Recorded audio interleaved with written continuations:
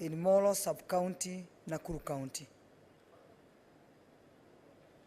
In the statement, the committee should apprise the Senate on the progress made by the national government towards the settlement of the victims of East Mau, who are now residing at Kasarani and Elbagon in Molo Sub-County, and Nakuru East Pipeline, Nakuru County.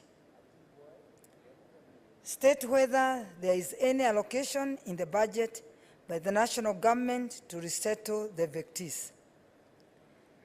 State if there has been any input by the national government to address the public petition on the resettlement of East Mau forest evictees, which was made to the committee, and explain why the East Mau evictees, unlike their counterparts from Bomet, Kericho, Baringo counties, have been resettled, have not been compensated. Honorable Speaker,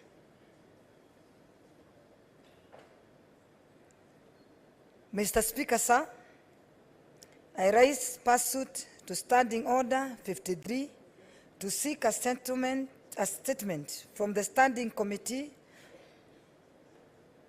on Lands, Environment and Natural Resources on the human-wildlife conflict in various areas of Nakuru County. In the statement, the committee should outline measures, if any, that the Kenya Wildlife Service has taken to deal with the rampant human-wildlife conflict in parts of Naivasha East, in particular Kiambogo Village, Longonot, Hell's Gate National Park, Kurusei North, Kurusei South in Nakuru County, where several residents have been killed and crops and properties destroyed by animals. Mr. Speaker, sir, I was raised in Naivasha Sub-County, in a village, Kiambogo Village, and there people have 5 acres of land, and we were brought up there and educated and to become who we are to today. But today, as we speak, Kiambogo Village, they can't harvest any of their crop. And this is due to the Mount Longonot National Senator Park. Tabitha, restrict yourself to reading of the statement. Don't debate it, do not explain it. Thank you, sir. Mr. Speaker, sir, list all reported areas of human and wildlife conflicts occasioned by wild animals in Nakuru County from 2020 to date, stating the remedial measures taken, including compensation of families of those killed or maimed by wild animals, and spell out measures being put in place by the government to provide a lasting solution to human-wildlife conflict in the said areas. Thank you, Mr. Speaker, sir. Senator Beth Siango.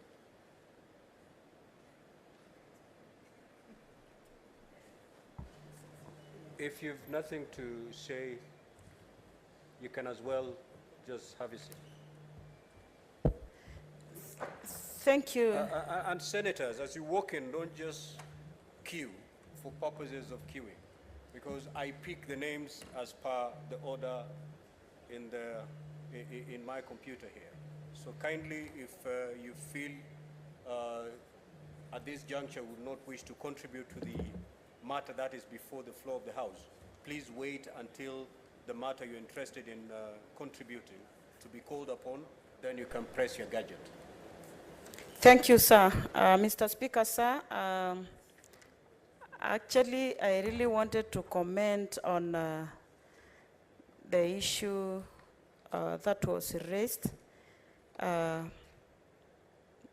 because I seem to be overtaken by events, I would only say that Senator Tabitha Keroche from Nakuru is concerned about her people and the suffering that they go through. It is important that this is taken into account, and we stand by her statement. Thank you so much.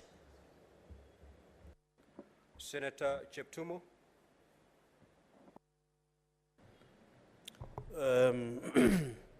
Thank you, Mr. Speaker.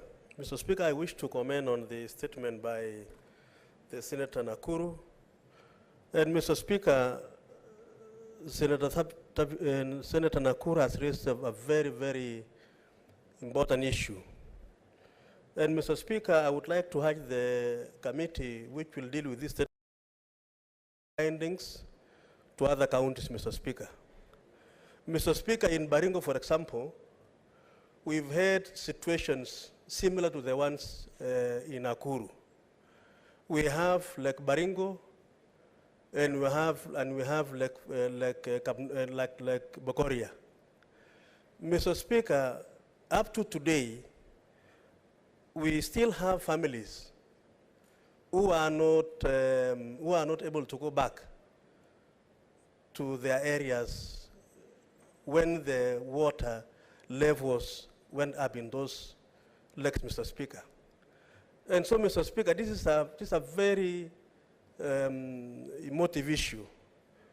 And the issues of resettlement of people, Mr. Speaker, apart from those affected because of the high level of waters in the two lakes, Mr. Speaker, I think we need to go beyond even the issue of squatters. Mr. Speaker, areas of Baringo affected by the cattle rustling, Mr. Speaker, in Baringo South, in Baringo North, a lot of families, Mr. Speaker, are not in their homes. They moved away, Mr. Speaker, settling within neighbors, moving to other areas, they are displaced. And Mr. Speaker, even the livelihood in terms of going to children going to schools are not able to go to school, Mr. Speaker, and a lot of them really suffer.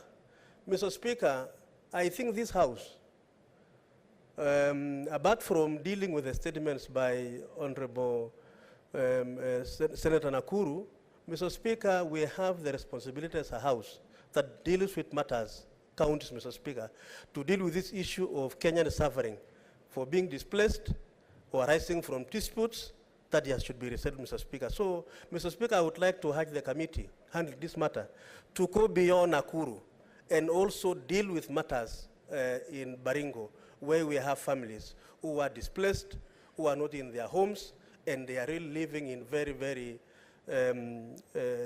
bad conditions, Mr. Speaker. And I want to propose that perhaps, Mr. Speaker, during the hearing of this petition or the statement, I will also be able to join the committee to also, argue the case for Baringo, and not only Baringo, Mr. Speaker, but the entire country. I want to thank my colleague for this statement, and I think it is going to help the Kenyan people who are suffering across the country. Senator Manzo.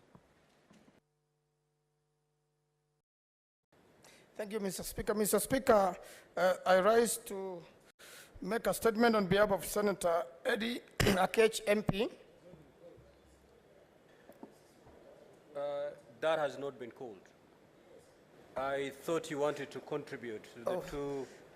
Yes, I had the two assignments, Honorable Speaker. I would like to support the Senator from Nakuru and reiterate our sentiments. He's a senator we work with very closely, and I can see she's working very hard for her people. So I support her in that cause. So thank you, Mr. Speaker. Senator Chirange. Mr. Speaker, sir, thank you for this opportunity. I want to support Senator Tabitha Karanja, the Nakuru Senator, and congratulate for bringing this statement on the issue of resettlement of informal settlers in Molo, in Nakuru County. Mr. Speaker, sir, this issue of squatters and forest evictees and infrastructural evictees continues to affect this country a great deal. Mr. Speaker, in the last session, when the President appeared, former President Uhuru Kenyatta, he had committed that in the budget they will allocate 10 billion for compensation, especially through land historical injustice, Mr. Speaker. The Constitution is very clear that land historical injustices continues to be a biggest threat in terms of access to affordable housing, life of dignity, Mr. Speaker, and therefore I agree with that, that there are so many IDPs because of either post-election IDPs, any other form of IDPs. We have even the Mau evictees, Mr. Speaker, that continue to rear its ugly head. And I hope, Mr. Speaker, with this issue, the people of Mau either are compensated, they must be given alternative land, Mr. Speaker, to resettle. Even, Mr. Speaker, when you come to Nandi, we have similar problem. Mr. Speaker, when you go to places like Ipkurere, Ngatipkong, in Nandi Hills constituency and Tindred constituencies, Mr. Speaker, there are many forest evictees who are living outside the forest. And you know, Mr. Speaker, we are lucky as Nandi County because we have 3 forests, unlike any other county, Mr. Speaker. When you come to a place called Mgwen Sub-County, Mr. Speaker, a place in Kiptuya, squatters and evictees, Mr. Speaker, that matter even came before the Lands Committee, Mr. Speaker, in Mgwen Sub-County, in one of the Kiptuya areas, Mr. Speaker. There are many families that are yet to be settled, Mr. Speaker. Also, we have an issue of land historical injustices in Nandi Hills constituency, Mr. Speaker, where whenever people, by the way, drive or fly, and I know Senator Siengo might one day fly over there, Mr. Speaker, even yourself, you have overflown Nandi, and you think all is well, because when you fly over Nandi Hills constituency, you are wondering, these people are living in Canaan. We are not. Because most people who are supposed to be beneficiaries of those lands, the multinationals evicted them. And they are living like monkeys, Mr. Speaker. They don't have a dignity. When somebody dies there, Mr. Speaker, there is nowhere to bury them. In Nandi Hills Sub-County, Mr. Speaker, most people have been made squatters in their own country, Mr. Speaker. And when you see Lipton tea, we saw the scandal that Sex for Work in Kericho County, Mr. Speaker. That tea continues to be stained with the blood of many Kenyans. Because apparently, Mr. Speaker, in as much as somebody is enjoying tea somewhere in London, or anywhere in Europe or in US, Mr. Speaker, that tea is tainted with blood. And the earlier we compensate many families that were evicted for multinational companies, Mr. Speaker, to set up their tea factories, Mr. Speaker, there will always be great travesty of justice, Mr. Speaker. So I want to support the resettlement of Molo settlers, Mau evictees, the evictees from Nandi, specifically Nandi Sub-County, Tindred Sub-County, and Mgwen Sub-County. Let them have the right. Let them feel nice, Mr. Speaker. We are not saying the government should give them chocolate and flowers, but we want them to appreciate the reason they are in the country, Mr. Speaker. And you know, Mr. Speaker, in conclusion, when you are a man or you are an African, when you don't have land, you are like nobody. That's how we were brought up, Mr. Speaker. You are not a man when you don't have land, Mr. Speaker. I'm not saying when you don't have other things, but I'm saying when you are a man and you don't have land, it is an identity, Mr. Speaker. So, Mr. Speaker, I thank you, and I hope the Committee on Lands, Settlement and Environment will be able to call us, Mr. Speaker. Let us enrich this discussion. Let the government, and I will be appealing, Mr. Speaker, I know it at budget policy statement, let the government at least commit, Mr. Speaker, 10 billion Kenya shillings for resettlement of any squatters, evictees of the forest, and infrastructural activities. With those many remarks, Mr. Speaker, I thank you for the opportunity. Senator Abbas. Thank you, Mr. Speaker, sir. I stand to support. What is the point of order, Senator Cheptumo? Mr. Speaker, Senator Gerard Kay comes from Nandi, and I come from Baringo. Mr. Speaker, it worries me that, according to Gerard Kay, a man is defined by... Senator Cheptumo, you ought to have rose on a point of order while the Senator... You see, in order, Mr. Speaker, to...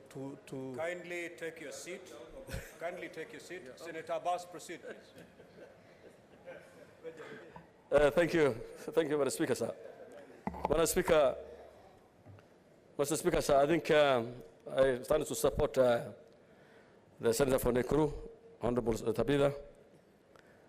Mr. Speaker, as you are aware, this country, there are people who have not been settled for many years. There are people who have remained IDPs in their own country since independence.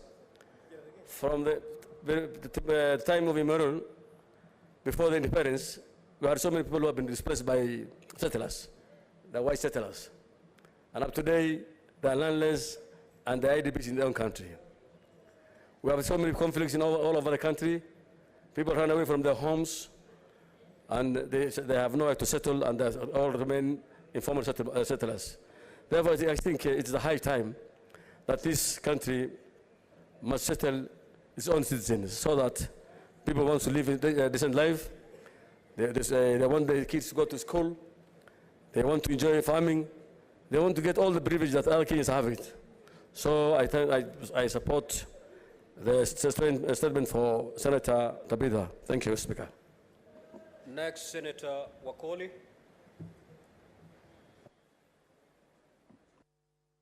Statement is deferred. Senator Chirange.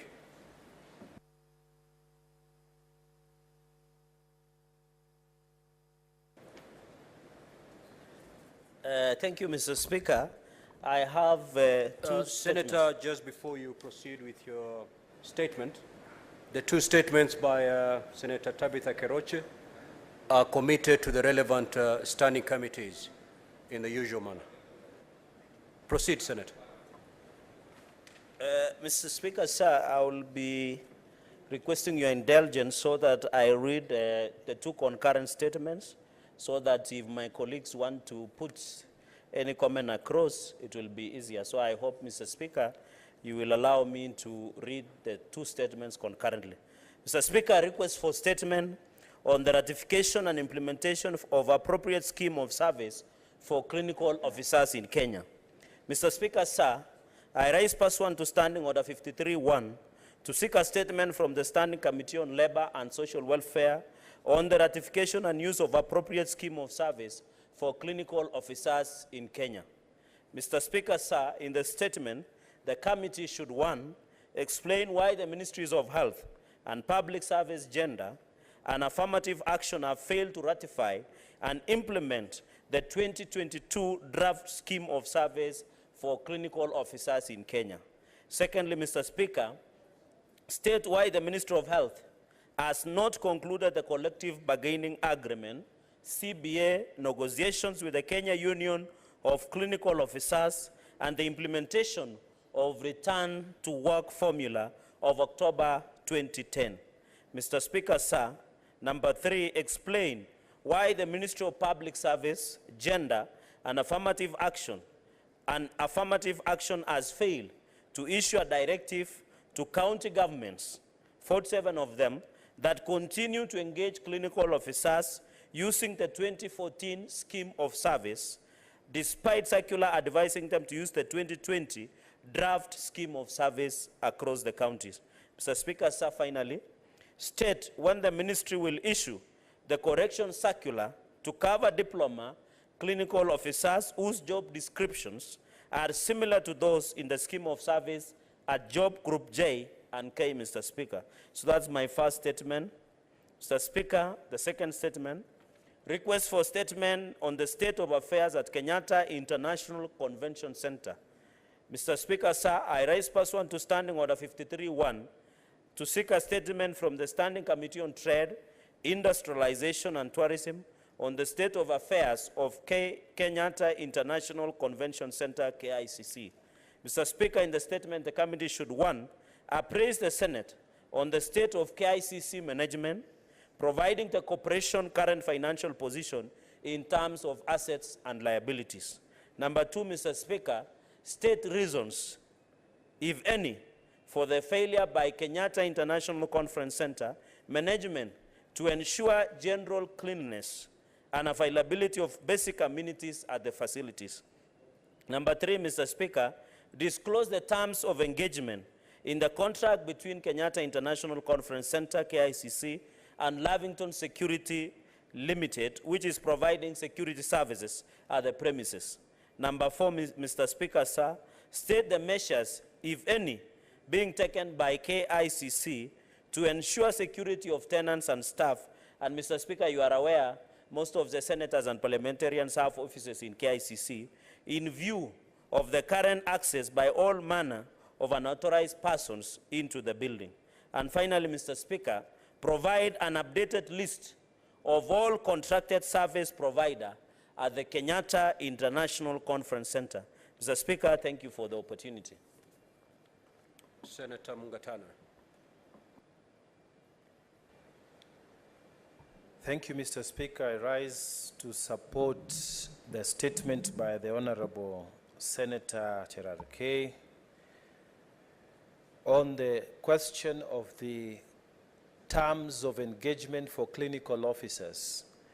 Mr. Speaker, it is very sad that the Ministry of Health has not taken up issues to do with labor matters seriously. Mr. Speaker, we know that health is delegated, but the attitudes have also been delegated to the county governments. Mr. Speaker, clinical officers are treated with disdain, with contempt in the county governments. And so when the Committee of Health is investigating this statement, Mr. Speaker, I would urge them to not only restrict themselves to Nandi County, but also to the rest of the counties in the Republic. Mr. Speaker, the clinical officers do more work even than the doctors. They are the first line of defense when it comes to taking, treating people who are sick in hospitals. We know that the doctors are fewer than the COs. The COs do a great more job than the doctors. Mr. Speaker, the public health sector in various counties have not treated them well. Mr. Speaker, the attitude of the public health has continued to deteriorate. As we speak now, Mr. Speaker, and I would urge the Health Committee to look into this as well. We have had a problem with interns who were employed under the universal health care employment. This was done sometimes in 2020, Mr. Speaker, and they were taken in because at the time the government was trying to boost its universal health reach, and also at the time they wanted to boost the war against COVID-19.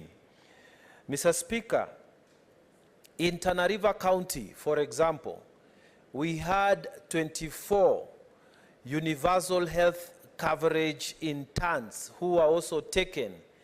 They were given employment contracts for 1 year.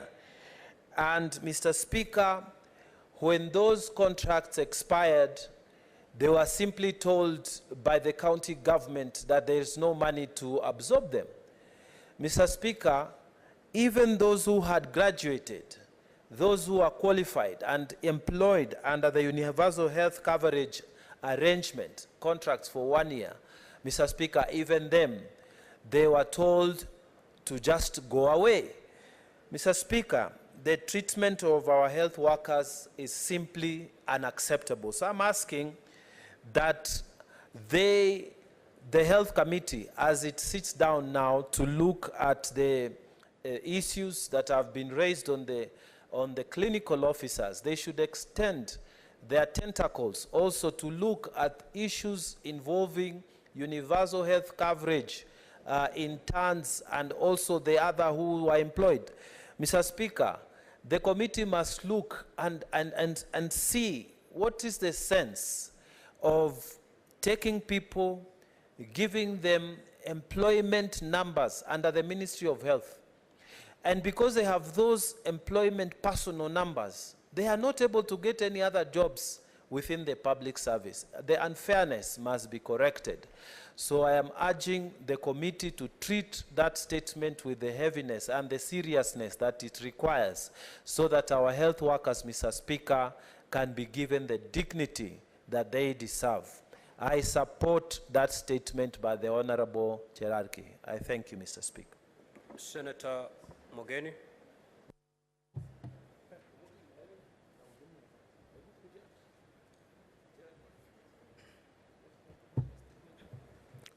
Mr. Speaker, I rise to support the statement by Senator Cherargei that touches on clinicians, on the health sector, not the one on KICC. I don't know about KICC. Mr. Speaker, you know health, and Mr. Speaker, sir, you have been a governor, and you know the excitement that the people we represent, who reside in counties, had when devolution brought in health as a service that is devolved. And Mr. Speaker, we know that the largest population in this country lives in Mashinani. Therefore, Mr. Speaker, when Senator Cherargei brings an issue that touches on clinical officers, it excites me to rise up and make a comment and support Mr. Speaker. Mr. Speaker, there is an adage that says that a healthy nation is a working nation. And a working nation, Mr. Speaker, is a wealthy nation, Mr. Speaker. So, Mr. Speaker, for us to have a working nation, we have to ensure that the health of our people, Mr. Speaker, is taken care of. And Mr. Speaker, if you pick statistics, we are staring at a crisis. Mr. Speaker, I serve in the Health Committee of the Senate. And last month, we got a report that in the month of January alone, 50 trained nurses, Mr. Speaker, left Kenyatta National Hospital for greener pastures in the United States of America. Simply because they are getting better pay on the other side of the Atlantic, Mr. Speaker. So, Mr. Speaker, this is a matter that should, catch the attention of SRC. Last year, you remember me speaking here, Mr. Speaker, that the Gazette notice that was released by SRC addressed increase of allowances, perks for people at the higher level, commissioners, ministers, our old president, cabinet secretaries, but there was nothing touching on the health care, the health sector of this country. And Mr. Speaker, that is not right. If this trend continues, Mr. Speaker, we will wake up one day and find that we have no clinicians, we have no nurses. And that will trigger a big crisis. So I really want to make a very, very passionate appeal to Salaries and Remuneration Commission, Mr. Speaker. I saw the supplementary budget, Mr. Speaker, that as a proposal to give national government an additional 92 billion on to meet the daily expenditure, not development. And I hope that can also address salaries of this cadre of Kenyans. Mr. Speaker, we know the president has his prerogative to appoint cabinet administrative secretaries, which is okay. There are only 23 at most. But the people that should get our attention is this class of people, clinicians. And you know, as we moved around, we moved around, Mr. Speaker, and at that time we knew we were getting this thing. You know, we had our Matiang'i on our side, we knew the state was on our side, and we went and assured Kenyans, once we take, you will have 6,000 in your pockets. But you know, Mr. Speaker, we lost. Now you are, the Uda administration is in government, and you remember you promised the people of Kenya that it will be bottom up. That is the message that you deliver to Kenyans. And the best way to implement that policy is to ensure that these Kenyans, who are really at the bottom of the pyramid, in terms of their earnings, should be taken care of, Mr. Speaker. And these are our brothers, they are our sisters, they are our voters at the county level. We really need to champion their cause, Mr. Speaker. So I hope that the committee that will be tasked into looking into this matter, Mr. Speaker, will include summoning SRC to give us an update as to when they last reviewed salaries of clinicians, nurses, and other people who are in the healthcare sector, Mr. Speaker. So I support this statement, Mr. Speaker, and I plead with my good friend, Senator Cherargei, who is a very close friend of the head of state, to also ensure that he passes a message to His Excellency the President that he should not forget these are the hustlers. These are now the true hustlers. Please, before you take care of the cars, kindly take care of this card of Kenyans. I support, Mr. Speaker. Senator Tabitha Mutinda. Thank you, Mr. Speaker. I rise to support the statement of Senator Cheralgai and to state that health is a devolved function. In Nairobi, we have over 165 hospitals that are county hospitals. Only about 4 are national. And the issues of the CHVs, the issue of the clinical officers is a very key issue in this country. And I rise to support because in this city that we represent, you find that it is a capital city where people will come from different counties seeking services from the city, from the capital city of our beautiful country. And with how the health issue has been tackled, whereby we have CHVs working and their remuneration is at actually a very lower level, saddens us as the representatives of the people. I support the statement by saying that the committee should address this issue very urgently. I suggest that they should be able to summon the CS for health to be able to quicken and urgent the questions by giving the answers on the quick way forward as far as the matters of any health sector in general is concerned. I extend the same yes to the different other counties of this country because as Senate we oversight counties. We need to enhance that devolution is still taking place by ensuring the services get to the people in at the mashinani level, which is why we are here. And so I urge that the committee looks at it in, very fast. At the same time, on the issue of the diploma for the clinic officers. As a student of pharmacy, when I started my tertiary level education, this is an issue that has been there for quite a long time. And I would urge, that the Ministry of Education looks into this issue on a closure matter, because this is an issue that has been very much recurring, doesn't only affect the diploma in clinical officers, but diploma also in the pharmaceutical students. So it's something that the Ministry of Education, through the Committee of Education, should address this issue long term and make a closure on the same. Thank you, Mr. Speaker. Senator Beth Siengo. Thank you, Mr. Speaker. Sir, I raise also to support the statement by Senator Cheralgai. Actually, it is important that the terms of engagement for clinical officers are looked critically. Actually, looking at the health sector, as my colleague has stated, it is a devolved function. And it is unfair from time to time to have our health workers in the streets demonstrating, demanding the CPA, and every time they are disrupting health services in our facilities. Mr. Speaker, at the entry point of clinical officers in their training institutions, they are required to have high qualifications.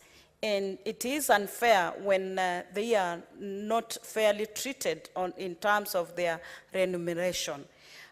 This is discouraging even our students in schools who feel that if they take any course on health matters, they will not be treated well, they will not get a proper payment package.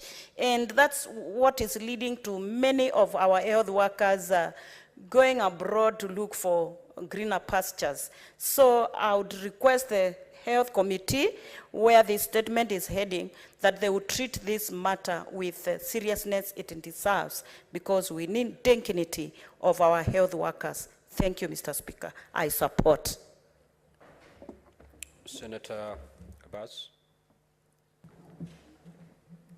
Thank you, Mr. Speaker, sir.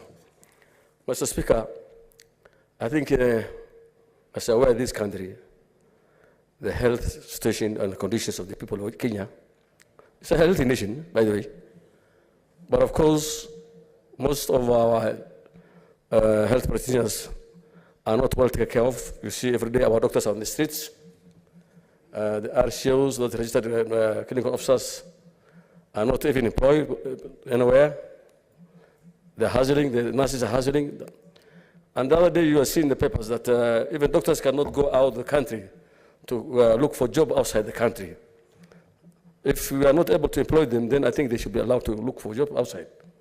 Two, I think, as the Honorable Secretary said, the clinical officers are actually almost nowhere, because we have the doctors there, we have the nurses, and then this I know KU has started a degree on clinical surgery and clinical something on that. I don't know what was they call. So it is a high time that we can be able to come back to this country, and our health sector must be focused. If you look at all of the country, most of the rural hospitals, dispensaries, health centers don't even have enough doctors. There are even doctors, actually qualified doctors, MOs are not there. So the RCOs actually are the ones who are doing all the job. But you know, their welfare is not well taken off. I think generally the outlook of the health sector, since it was devolved, is actually that now they're getting some employment. But as it is, the registered clinical officers should be at least be considered and should be part of the structures. I beg to support, Mr. Speaker. Senator Eddy.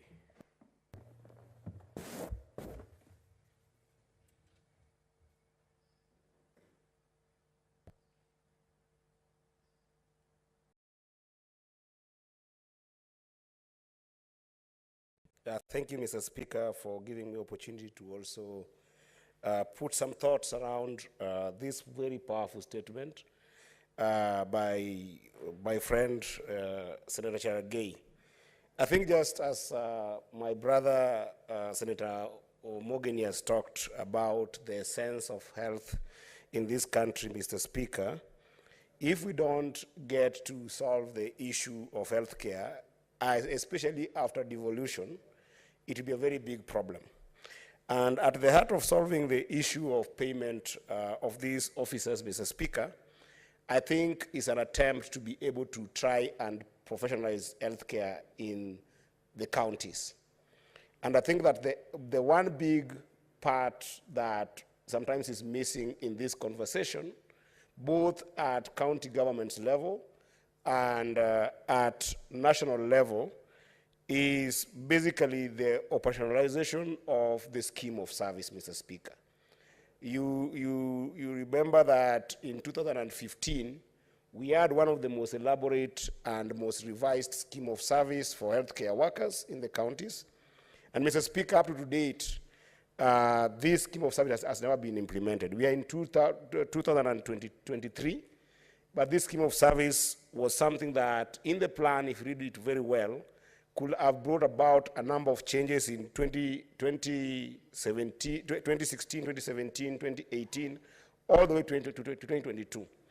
And this is critical because, Mr. Speaker, one of the challenges that the counties are facing is that you find excuses when it comes to paying healthcare workers because, one, there is no well-defined career structure which will attract, motivate, and sometimes also facilitate retention of these officers, to the extent that if you look at some of the recurring pending bills in counties, Mr. Speaker, the bulk of it becomes most of it these healthcare workers. Additionally, Mr. Speaker, there's actually need to provide for a clearly defined job description and specification for delineation of duties and responsibility for some of these medical officers, Mr. Speaker.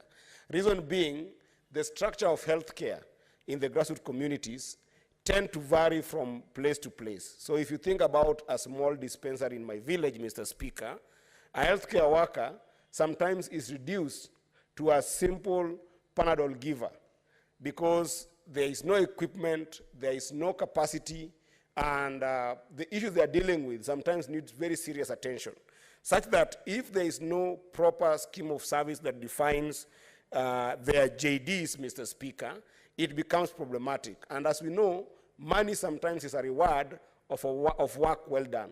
So what ends up happening is that if they don't do the job they need to do, or sometimes they're not equipped to be able to perform a duty, then there's always an excuse for mischief by the county structures not to be able to pay them.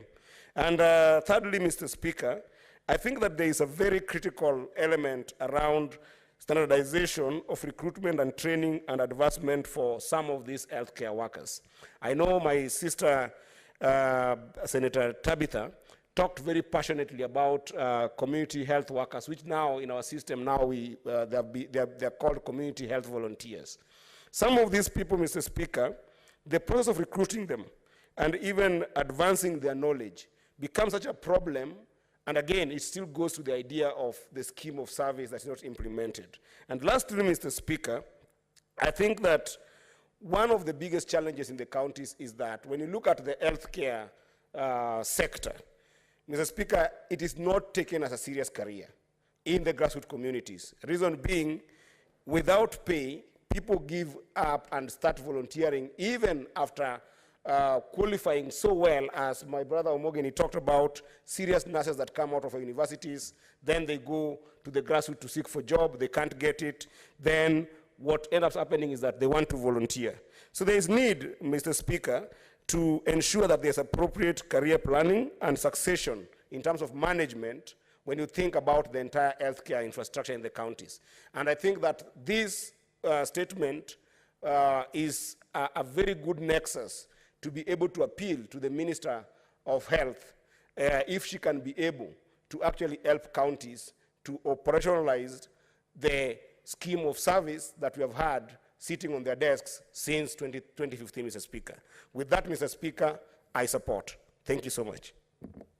Senator Cheptumo. Thank you, Mr. Speaker. Mr. Speaker, I rise to support the statement by my learned junior, Cherargei. Mr. Speaker, in every election, every government talks about and manifests about health.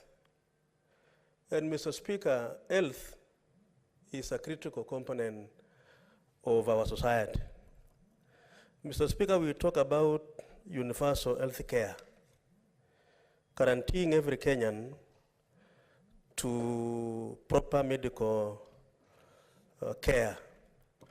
But Mr. Speaker, the limitation we have, as said by the member who has raised a statement, is that we have the personnel. Yes, we do have. Mr. Speaker, we have in this country several medical training colleges across the country. And every year, Mr. Speaker, we graduate several nurses and the other healthcare workers. But, Mr. Speaker, the problem is not the shortage. They are available. But the pay, lack of scheme of service, Mr. Speaker. These members of the members of this House, Mr. Speaker, will always advocate for their interests. We talk about oversight fund because we want to do our work as members of this House. Teachers will talk about their salaries, Mr. Speaker, promotion, increment of salary, and so on, which is in order, Mr. Speaker. But the worst situation now today is that our health workers are not paid well. There is no proper scheme of service, and that, Mr. Speaker, explains why we have a shortage and a problem. Mr. Speaker, you are a governor for 2 terms in Kilifi. And I'm sure if you were to give you a chance, Mr. Speaker, to speak about this issue, you can tell us the very clear experience we went through, because these members of staff on the elder sector are not funded well because of the lack of scheme of service. So I support, Mr. Speaker, the proposal through the statement that it is indeed important that we have a scheme of service for these members of staff, Mr. Speaker. Mr. Speaker, in the just concluded budget policy statement, if you recall, Mr. Speaker, because you're in the House, the national government proposes to employ, I think, about 20,000 medical staff in the recent, the just concluded budget policy statement. Mr. Speaker, I support that. But I think, Mr. Speaker, as we now continue to even employ more medical staff, we should equally also look into the welfare of the already employed members serving in the medical sector. So that, Mr. Speaker, again, we don't produce many qualified staff for medical services, nurses and clinical officers and so on, and again, we lose most of them again, Mr. Speaker, to either foreign employment, as said by Omogeni, or even, Mr. Speaker, the private sector. Mr. Speaker, Kenyans are unable to pay medical bills in the private sector. We access more the public facilities. And, Mr. Speaker, if we lose the qualified medical personnel to go to either private or out of the country, we are back to square one, Mr. Speaker. So as much as we want to employ more, I think focus should also be given to those who are already employed, Mr. Speaker. Then the scheme of service is important. Mr. Speaker, and I think the critical institution here, which this committee should address, is the SRC, Mr. Speaker, because that is the institution that is constitutionally mandated to look at all these issues. I have heard them talk about the teachers, about members of this House, about the public and the civil servants, but I think less is given to the medical staff. Mr. Speaker, I want to join my colleagues in supporting this statement and call upon the government, the national government, and Mr. Speaker, this is 100% devolved to our counties. It is our business that we ensure that we pursue this route until we have our medical staff go under the scheme of service so that we have devolution, health achieved for the betterment of our people. I support, Mr. Speaker. Senator Manzo. Thank you, Mr. Speaker. Mr. Speaker, this matter affects all counties, and I raised to support Senator Cheregai. I want to take a different dimension on it. Mr. Speaker, when COVID came, the persons who suffered most, the medical personnel who suffered most were the clinical officers. The disease was new. There were no equipment to protect, and many people did not even know what was happening. In Makueni constituency then, I assisted in burying quite a number of these officers who died when COVID arrived here, and because they had the first contacts, even the remunerations after death were not defined. Mr. Speaker, this be a devolved function, and I'm sure you are very experienced on this, must really be fully devolved. The national government has refused to devolve this function fully, the Ministry of Health. They have devolved a few functions, but not devolved the money. The money has to get to the counties, Mr. Speaker. The scheme of service is not clearly defined. Some counties are employing, a national government is employing, and it has not been synchronized since the 2010 Constitution came into being. And I think while you deal with different sections like SRC, you different with the Ministry of Health itself, some of the functions, some of the activities which have remained in the national level, especially the insurance, and then there's no proper way of synchronizing it with the counties. I remember the experience of Makueni. Although my professor, Kevuda Kibwana, was then the governor and was trying to come up with insurance, it took quite a while, even for the locals to understand what it was about, or even to believe in it, or even to execute it, or even to buy into it. And therefore, the health sector continues to suffer while we have a policy and the Constitution, and it is devolved, that, Mr. Speaker, it should be fully devolved, and this matter addressed quickly so that they could be properly remunerated. Now that they work for long hours, they sacrifice their life, and the profession has become also very dangerous in terms of new diseases or even existing diseases which attack these officers while on line of duty. I thank you, Mr. Speaker. I support. Next statement is by Johannes Mwaruma. The statement is deferred. The next is by Senator Hamida Kibwana. That is deferred. The next is by A.D. Okech, Senator.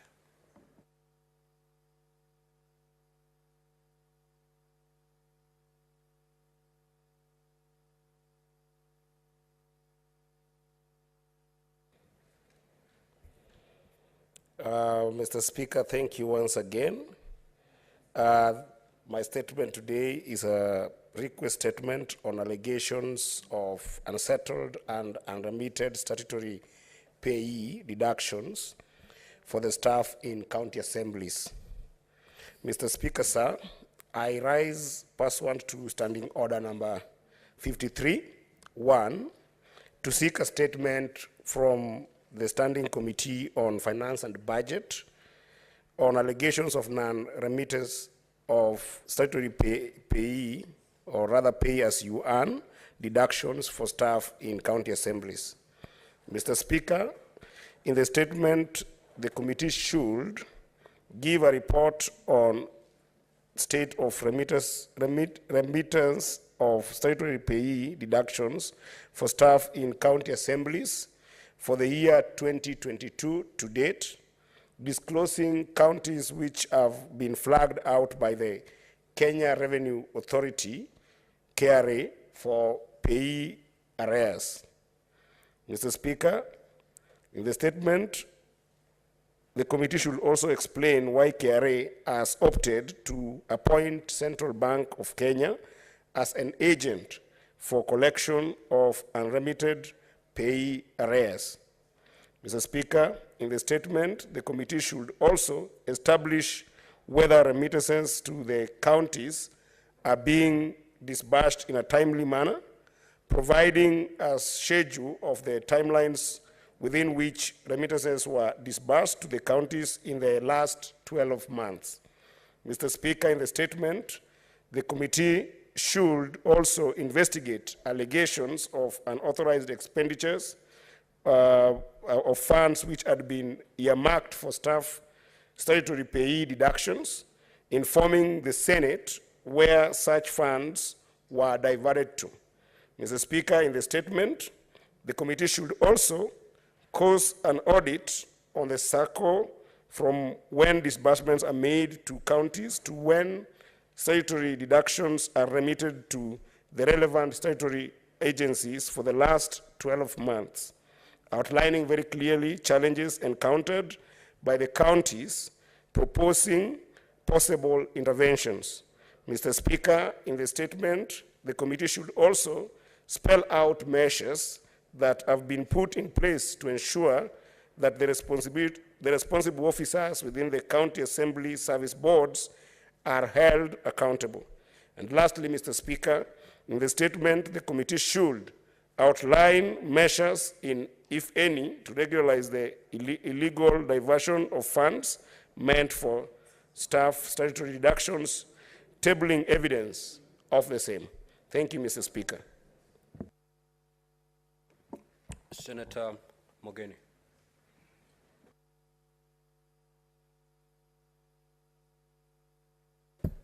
Yes, thank you, Mr. Speaker. I rise to support this statement by Senator A.D. Okech. Mr. Speaker, you know, when I read the Constitution, Article 6, we have two governments that are interdependent. That's the national government and 47 county governments, Mr. Speaker. Mr. Speaker, where me and you went to law school, University of Nairobi, there used to be Government Proceedings Act, Mr. Speaker, that prohibited attachment of government property, Mr. Speaker. So I can't understand, Mr. Speaker, how Kenya Revenue Authority can attach monies for counties at the central bank. I can't understand, Mr. Speaker, because these are two governments. And I'm happy, Mr. Speaker, that in the House we have two former governors. And and one of them is here, my chair of the Health Committee, Mr. Speaker. This should not happen, Mr. Speaker. A government cannot attach another government, Mr. Speaker, unless we want to create anarchy and dysfunction, Mr. Speaker. Mr. Speaker, I want to point out the case of even my own county of Nyamira, Mr. Speaker. As we are speaking here today, Mr. Speaker, KRA has attached their accounts of the County Assembly of Nyamira. And we are not able to access that account, Mr. Speaker. And the allegations are that the county government has not remitted payee. Yet, Mr. Speaker, I can speak authoritatively that remittances for the month of December and January have not been remitted to Nyamira. Now I'm posing the question. Pay means you deduct at source, Mr. Speaker. You pay and then you deduct. How can KRA purport, Mr. Speaker, to demand to be given pay for money that has not been disbursed? And we have one government, Mr. Speaker. I remember in the Mwongoza Charter, Mr. Speaker, there is that policy of one government, one service, one nation. So does KRA live in Kenya or they live elsewhere, Mr. Speaker? And I want, Mr. Speaker, to request the committee that is going to look into these allegations, Mr. Speaker, to summon KRA. Mr. Speaker, yesterday I was in Treasury. Mr. Speaker, you should sympathize with me. I work with this letter from KRA wherever I go, because I want my county of Nyamira to have its accounts opened.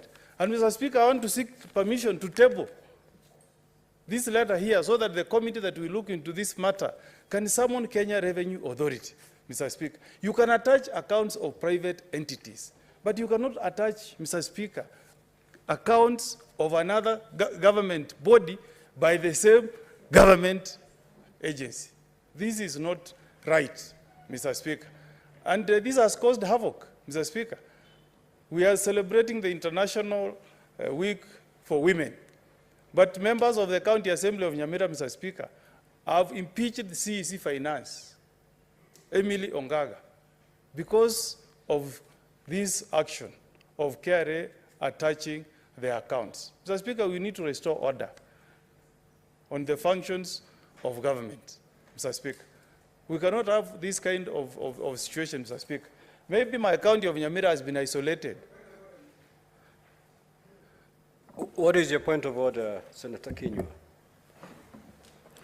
Mr. Speaker, I've listened to the senior counsel conversing on this serious matter, which I agree with him. The only part I would want to maybe it's inform him, how then would the MCA of Nyamira impeach the CEC for the mistake that she has not committed? Because it's the KRA which has committed this mistake. So what I'm begging is my senior counsel to advise the MCAs to follow the law, or not rather to follow the law because they're doing what they're supposed to do, to advise them so that at least they can feel for the CEC because she's being exposed to something that she has not committed, or she's suffering an injustice, and this being a Women's Day, senior counsel, maybe you can defend her in a court of law, maybe. Thank you. Senator Mogeni, kindly proceed.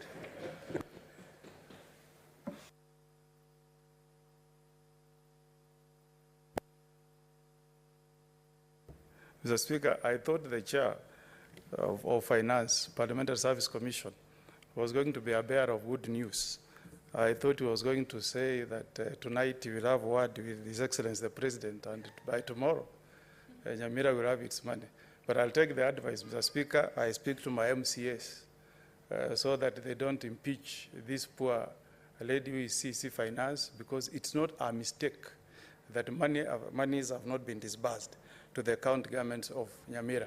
But Mr. Speaker, the point really that I want the committee that will look into this matter to address is the relationship that KRA has with the county governments. And Mr. Speaker, I miss the days of governors, the first chair of county governors, the council, how do we call it? Council, yeah, COG. I miss the former chairman. Mr. Speaker, this would not have happened during the tenure of Isaac Ruto. It would never have happened. Even during the tenure of Oparanya, this would not have happened. But I'm asking, now we are celebrating women. Where is Waiguru? Where is the voice of Waiguru? The governor of Kirinyaga, where is her voice? She should be speaking on this matter, Mr. Speaker. I have not heard any statement, Mr. Speaker. I'm asking Mr. Speaker, Commissioner Joyce, to reach out to Waiguru and tell her to talk about these issues. We don't want county governments to be harassed by KRA, Mr. Speaker. We love our women. This is the week of International Week of Women, so we need to hear our voice, Mr. Speaker. So I hope that the COG will also take up this matter so that they engage KRA and advise KRA not to attach accounts of county governments before they receive their disbursement from the national government, because that's how devolution works. This money does not come from source. Yeah. Mr. Speaker. What is your point of order, Senator Joyce? Thank you very much, Honorable Speaker. Is it in order for the Senior Counsel to put a blame on Chair of Council of Governors? Yet he knows that the same problem that is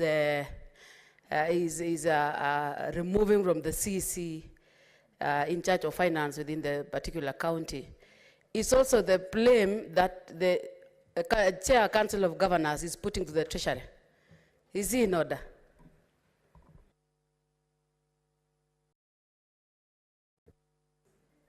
Mr. Speaker, I've not laid, how can I lay blame on the gracious lady Waiguru? All I'm urging is we want to hear her voice. We want to hear the voice of the chair of COG to come and address these issues that are facing our counties. And in fact, I want to also take a personal effort, the way I've been advised by Senator Kinyua, to speak to my MCAs in Nyamira, to spare this poor lady, the CC Finance, who is being impeached for lack of funds in the county government of Nyamira, yet the mistake is not of our own making. And Mr. Speaker, advise Senator Kinyua that he cannot speak twice on the same issue. He's out of order. He's out of order, Mr. Speaker. And he's totally out of order. Senator Mugeni, that's my work, really. Proceed, you're out of order, Senator Kinyua. Mr. Speaker, this... Proceed. So, Mr. Speaker, really assist us, Mr. Speaker. We are proud to have you as our Speaker, because you have been a governor and you know the problems, the financial problems that county governments go through, Mr. Speaker.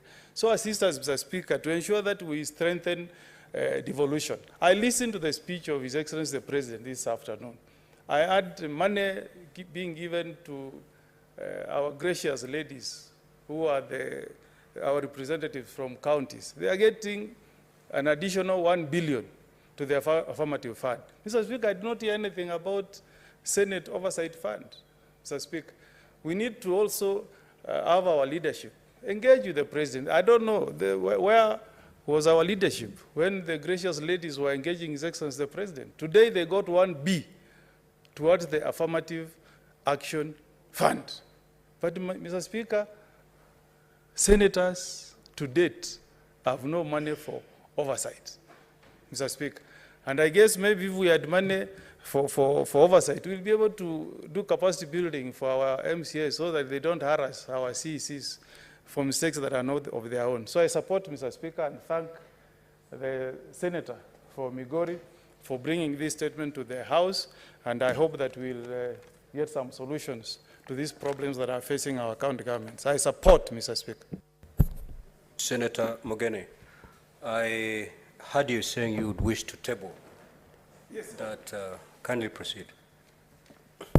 And Mr. Speaker, on behalf of the great people of Nyamira, Mr. Speaker, I wish to table the letter dated 15th February 2023 from the Kenya Revenue Authority closing the accounts of the county government of the Nyamira County Assembly, account number 000009,877 on allegation of non-remittance of pay for the month of January, totaling to Kenya shillings 2,899,433. I table, Mr. Speaker.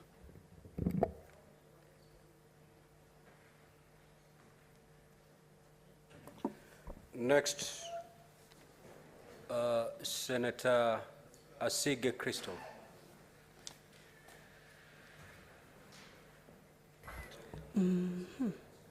Thank you very much, Mr. Speaker, for giving me an opportunity to stand and support the statement brought by Senator Eddie Okech of Migori County.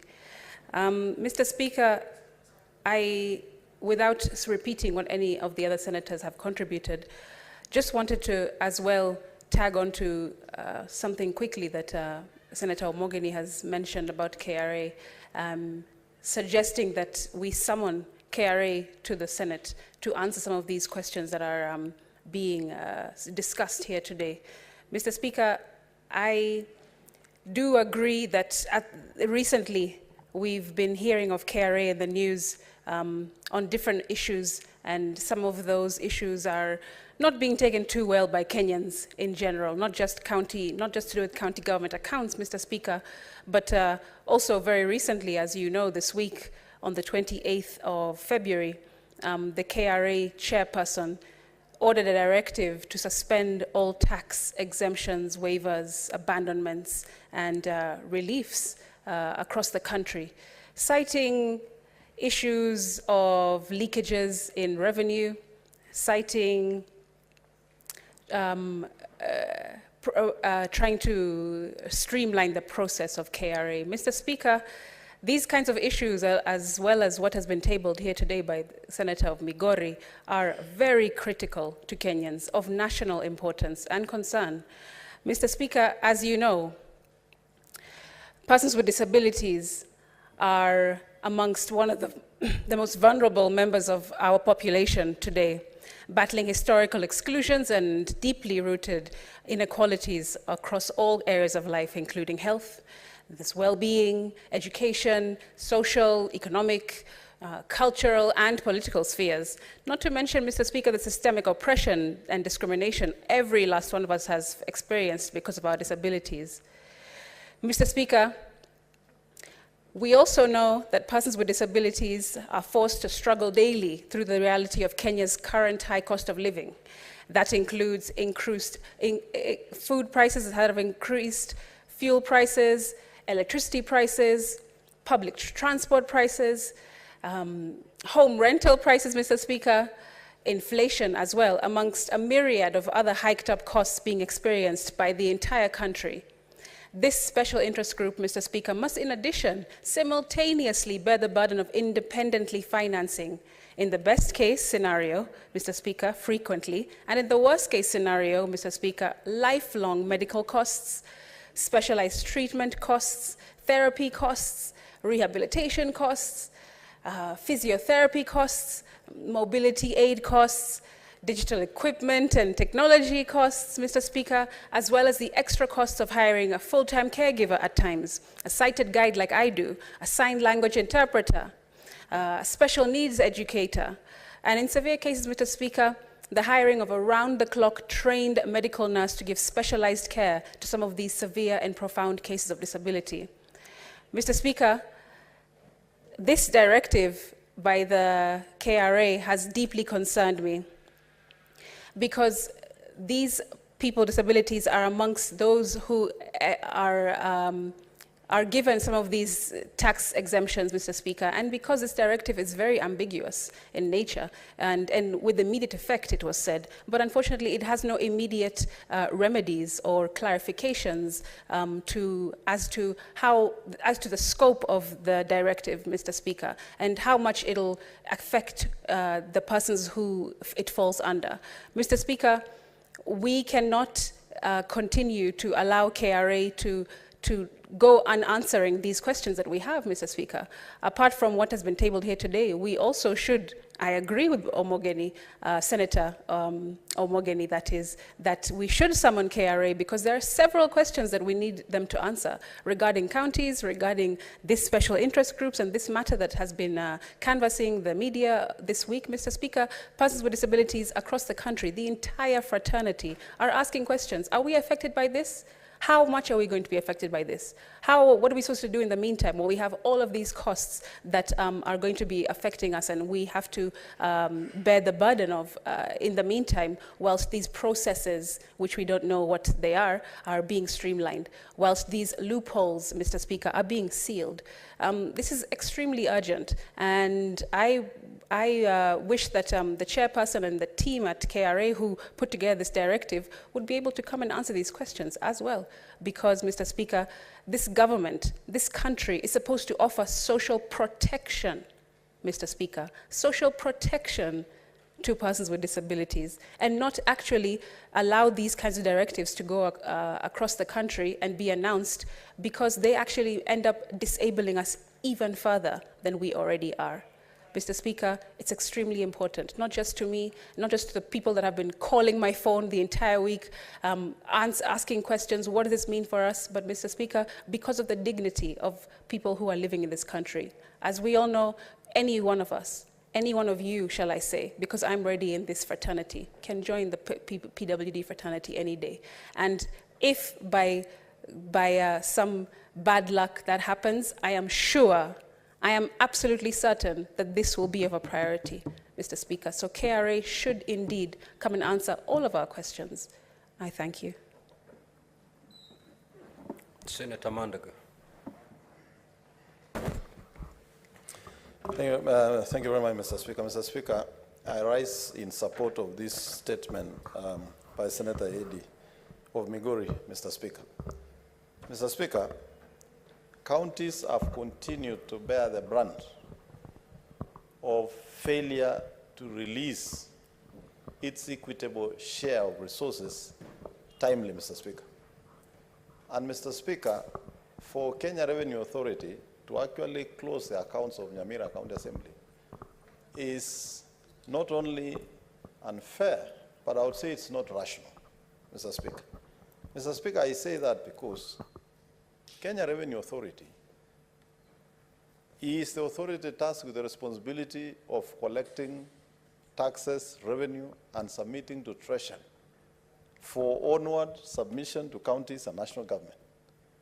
Mr. Speaker, not only have KRA closed the accounts of Nyamira County, but they have also had another practice, Mr. Speaker, where when there is delay in release of salaries, and staff of county governments have gone without salaries for 3 months, Mr. Speaker, Kenya Revenue Authority levies a penalty on accrued payee for mistakes that were committed by National Treasury, KRA being an agency of National Treasury, would therefore not blame county governments. Mr. Speaker, I think as a Senate, we must think of amending the PFM Act and the Finance Act so that funds meant for counties before any other funds is sent to any other government, national government entity, Mr. Speaker, the funds are sent to counties. It is really unfortunate that the county can pay a levy of almost 100, 200 million on account of delayed remittances of payee when there has been serious delays in disbursement to counties, Mr. Speaker. Mr. Speaker, I think we as a Senate will have to revisit this, and I want to agree with Senator Omogeni that KRA should actually appear before this House. And I think, Mr. Speaker, when KRA appears, it should be the committee of the whole, because there are a myriad of issues that we need to discuss with KRA that touches on counties, Mr. Speaker. Mr. Speaker, Central Bank of Kenya, Kenya Revenue Authority are all agencies of national government.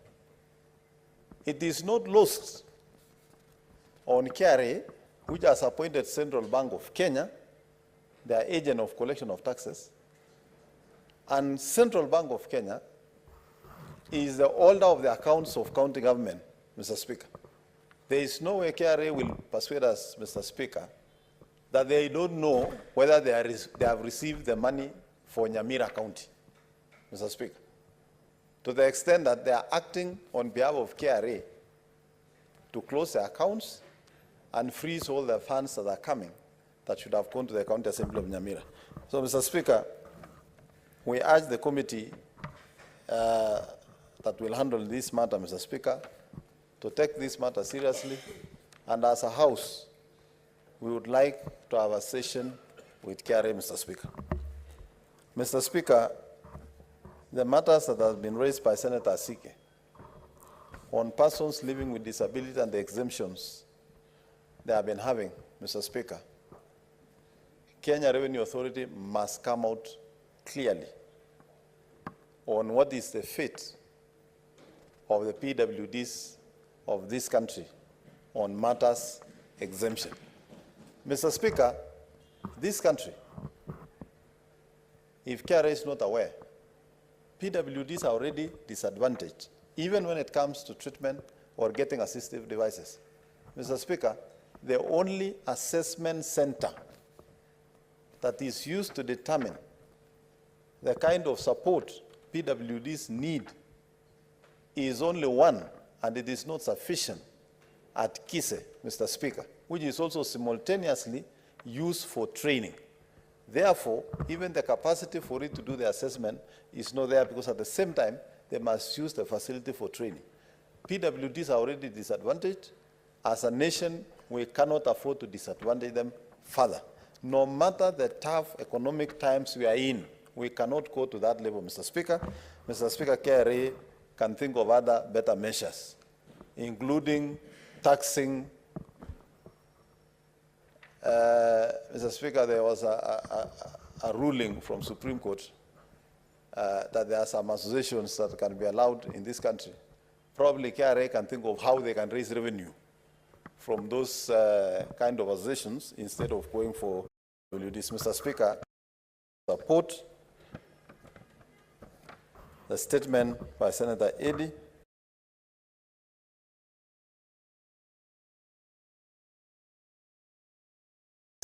on these matters of counties, because it is very detrimental to close accounts of a county assembly, Mr. Speaker, which has resulted in an impeachment of an innocent CEC who cannot take a salary or a proceeds from the farm to finance the county assembly of Nyamira.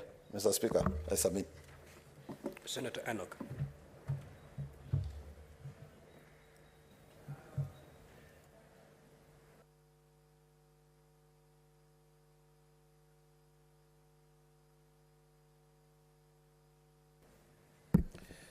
Thank you, Mr. Speaker. Mr. Speaker, from the onset, I want to really congratulate and thank Senator Eddy for bringing up this matter to the floor of the House through a statement. Mr. Speaker, the situation in KRA and the old regime of remittance of revenues to counties is a matter that actually we need a substantive motion to deal with. Mr. Speaker, you know, you allowed me yesterday, alongside 6 other colleagues, to go to Kitui County Assembly for my annual address of the Assembly. One of the things that the County Assembly of Kitui bitterly complained about is a matter of KRA and the many instances that they have had to really be pushed against a wall by KRA on matters revenue. The Speaker, it is basic knowledge. You can only pay or deduct from an employee's salary, pay as you earn, if the salary is available in the first place. If there is no salary from where to deduct pay as you earn, then you cannot deduct pay as you earn. it is not the responsibility of county governments to provide to themselves monies to pay their employees. County governments, Mr. Speaker, receive their share of revenue through this Senate, through the annual county allocation of revenue bill. We horizontally share money among counties. The PFM Act is very clear that once this decision is made and the disbursement schedules are passed, then there are timelines given for remittance of monies to counties to ensure that they run their budgets as they should. The Speaker, I was shocked because yesterday when I visited the governor of Kitui County, I also learned that the last time that the counties received their batch of remittance was in November last year. And counties are supposed to be rolling out programs, they are supposed to be paying salaries, and when they don't pay salaries, when they don't remit pay as you earn, when they don't remit NSSF, when they don't remit NHIF, they are penalized. The Speaker, the responsibility of this Senate, the core responsibility, is to protect counties and their governments. And if there is one area, Mr. Speaker, that this House needs to cross ranks, and as I said, bring a substantive motion beyond summoning KRA to appear before a committee of the whole. Bring a substantive motion. Eddie, I challenge Eddie to bring a substantive motion so that we discuss this matter of remitting revenues to counties. Because, Mr. Speaker, what we are doing, and this is we are doing inadvertently, is actually, without knowing, we are presiding over the death of devolution. Because if monies are not available to run programs in counties, then what will happen is that we'll have a reversal of the gains that we have made in devolution. The Speaker, with those remarks, I support. Senator Manzo. Thank you, Mr. Speaker, for giving me an opportunity to support this very important cause. Mr. Speaker, the plight of counties is now worse than it has ever been. Monies have not been remitted to counties, yet statutory deductions ensue. And the people, seems that there's no communication from these different institutions as to what is happening to the counties. Mr. Speaker, when it comes to pay as you earn, it means first you have to be paid the salary, so that then the pay as you earn can be deducted. And the pay as you earn is such an automatic deduction, Mr. Speaker. You cannot close the accounts of a county assembly simply because pay as you earn has not been remitted while several months have taken place. I have had an opportunity to follow this in the case of Makueni, and realize that, and also in all counties, realize that the CS of Treasury has communicated that he's in short of funds to governors. And at the same time, he's able to remit as he pleases to one county or another discriminatively. I believe whatever monies have been found for the counties, they should be released at the same time so that all governors are treated equitably, such that you don't punish Nyamira County or punish Makueni, delay their payments to the hard-working governor of Makueni, and then end up, asking for pay as you earn, which he has not even paid salaries, Mr. Speaker. It really puts a whole situation in a very difficult situation, and this affects not only the county government, but also the county assemblies, the executive as well, and therefore it affects even our MCAs, and goes on to affect every other, system in the counties. And I believe, as the Honorable Senator Wambua said, we have to be careful not to preside over the death of devolution. We have a role and we have a duty, and you know it, that some of the roles which have never been done, or some of the activities in dispensaries and health, were done when first governors and second governors and now the current governors came into place. And this would never have been happened if it remained in the old system. I thank you, Mr. Speaker. I support. Next order, that statement is committed to the relevant committee.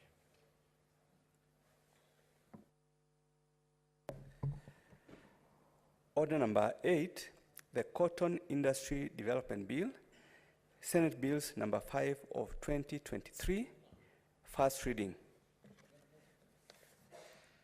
A bill for an act of parliament to provide for the production, processing, marketing, and distribution of cotton in Kenya and its products, establish the Cotton Industry Development Board, provide a framework for cotton farming, ensure value addition to cotton and its related products, and for connected purposes.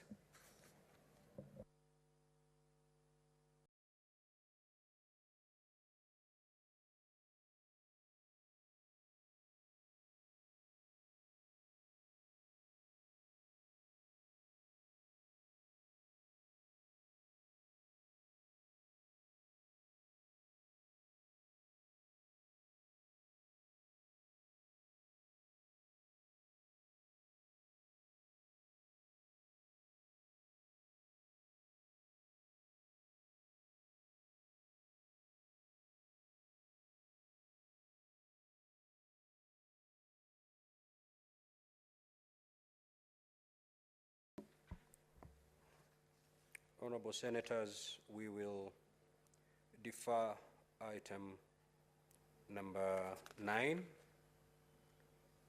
number 10, and number 11 to Tuesday, when we shall proceed to take a vote on those 3 items. We shall proceed with item number 12, which is resumption of the debate that was interrupted on Wednesday, 1st March 2023.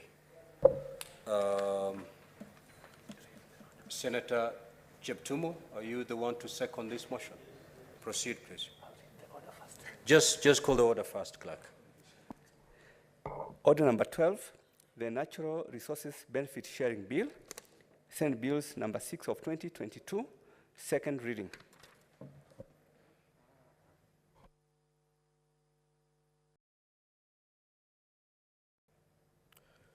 Thank you, Mr. Speaker. Mr. Speaker, I beg to second this bill. And Mr. Speaker, I want to thank first and foremost my colleague, Senator Mungatana, for this very important bill, because, Mr. Speaker, since independence, there has been no framework for sharing of benefits for natural resources. Mr. Speaker,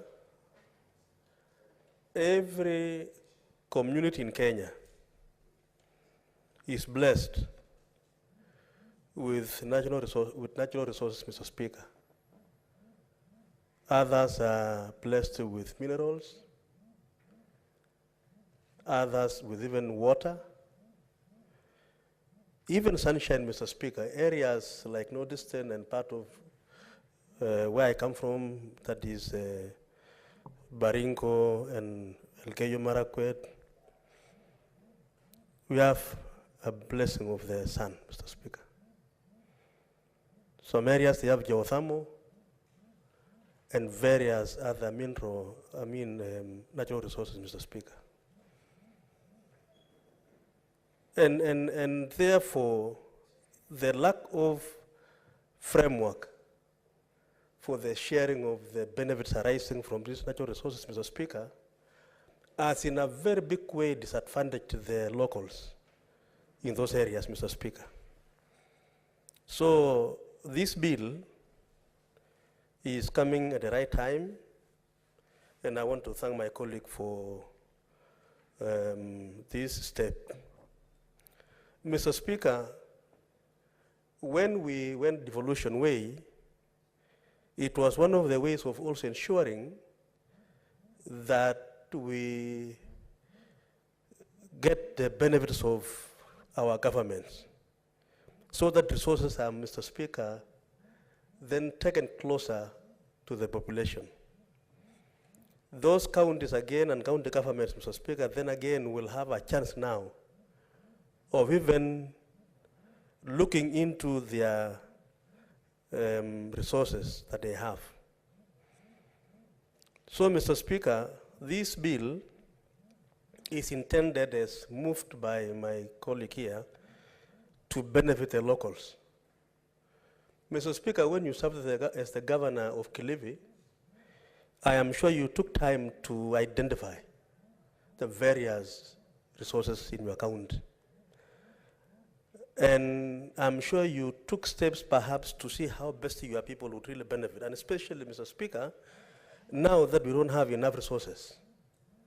This year, the Council of Governors were fighting for more than 400 billion. The government is only able to provide 385 billion or so. We don't have resources, Mr. Speaker, to develop our counties. Yet if we maximize, if we invest and extract the benefits of our natural resources, Mr. Speaker, our counties can be better. So, Mr. Speaker, both extractive resources are not benefiting the locals.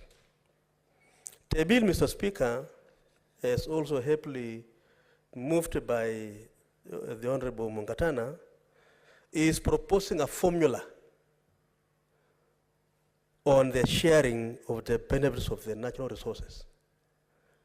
Mr. Speaker, the national government has been benefiting from those resources, and the locals have not been able to access even a portion, and if indeed they do, very minimal.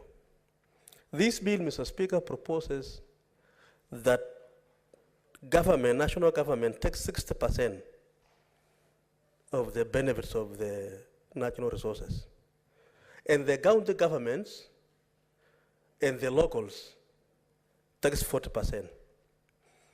Mr. Speaker, I submit that this ratio, in my view, is justifiable because the resources belongs to the people, but because the government of today also, Mr. Speaker, is entitled to part of it, I think slightly over 50%, and that is 60%, is justifiable for the national government. 40%, Mr. Speaker, will be available for the county government and local government. And therefore, Mr. Speaker, to be able to actualize that sharing formula, the bill also proposes the establishment of benefit sharing committee through the benefit sharing agreements, so that, Mr. Speaker, the person exploiting the resources, let us call them private investors, for example, Mr. Speaker, are able to sit down with the local population, with the county governments, and be able then to have a mode of sharing. So that, Mr. Speaker, we have that fairness. I will give you, Mr. Speaker, a very unique case in Baringo. Lake Baringo is a freshwater lake, and we have exploitation of geothermal in Silale, which is several kilometers away from Lake Baringo. That one is in Tiati, the geothermal investment, and the Lake Baringo is in Baringo North and Baringo South. We share the lake. And Mr. Speaker, the water from the lake is taken all the way to Silale, where the geothermal is done. And the local people along the route of the pipeline is not benefiting at all. Mr. Speaker, when we develop the geothermal business, or rather the investment, Baringo as a county, and the local people which are hosting the resource should be able to benefit with that 40%. And so that example alone is a situation where we need to deal with. Mr. Speaker, in a place like northern Kenya, or even part of Baringo and other areas, even Garissa and, even where Mungatana comes from, we have the blessings of the sun, Mr. Speaker. And when you talk now of the tapping of so that we have the solar energy, Mr. Speaker, the private investors, Mr. Speaker, they invest in that. And the entire benefits go to either government or that particular investor, especially when it is taken to the national grid. Mr. Speaker, we now want to propose in this law that if an investor goes to Northeastern, goes to Lamu, goes to Garissa, to Baringo, to Turkana, and do a solar investment, and put that power to the grid, a portion of that benefit, Mr. Speaker, should be available to the local people and the county government. And so, Mr. Speaker, this is a very important bill. I want to shorten so that members can have time to also contribute. And I want to say that, Mr. Speaker, those of us from areas which are endowed with natural resources, and I think, Mr. Speaker, every part of Kenya is blessed. And I think God is really fair. Because even in areas where there is a lot of plenty of rain, they have the forest cover. And I can assure you, Mr. Speaker, if you look at the sharing of the benefits arising from the forest resource, it's so minimal to the locals and the governments of those areas. So there will be no part of the country, Mr. Speaker, which will not benefit from this law. It is a law that I think, Mr. Speaker, we should all support, and I'm very proud that this House, through my colleague Mungatana, has been able to bring out this law in a very, very clear way. And, Mr. Speaker, I want to plead with members that we pass this law so that then we have a framework in our country so that we share the benefits arising from our natural resources. Mr. Speaker, I second.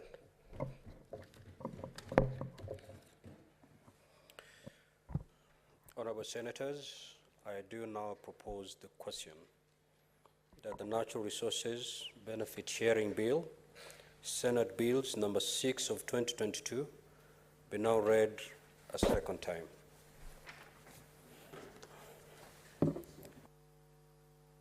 Senator Enoch.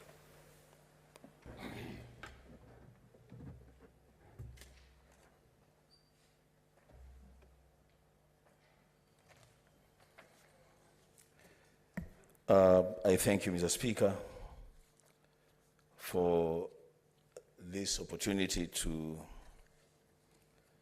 add my voice on this all-important bill, the Natural Resources Benefit Sharing Bill 2022 by our friend, our colleague, the Senator of Tana River, Senator Danson Mugatana. Mr. Speaker, this is a bill that perhaps should have come to this Senate the day before yesterday.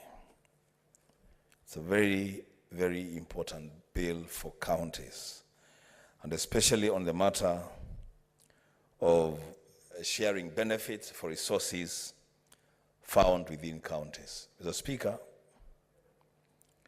I'll go straight to the bill, and in the bill, part 1 of the bill, Senator Mugatana is proposing the natural resources for which this act will apply.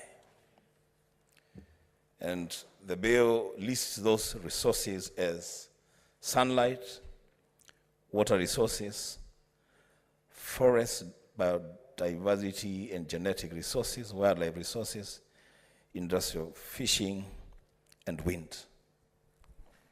The Speaker, I will urge the promoter of the bill, and if he can get, his attention, because this is very important, that naturally, when you name one, then you exclude the others. On this matter of the natural resources, I want to ask Senator Mugatana to consider including sand as a natural resource that should be covered in this act. Speaker, I come from a county or a region that perhaps supplies arguably more than 50% of the sand that is used for construction in this city.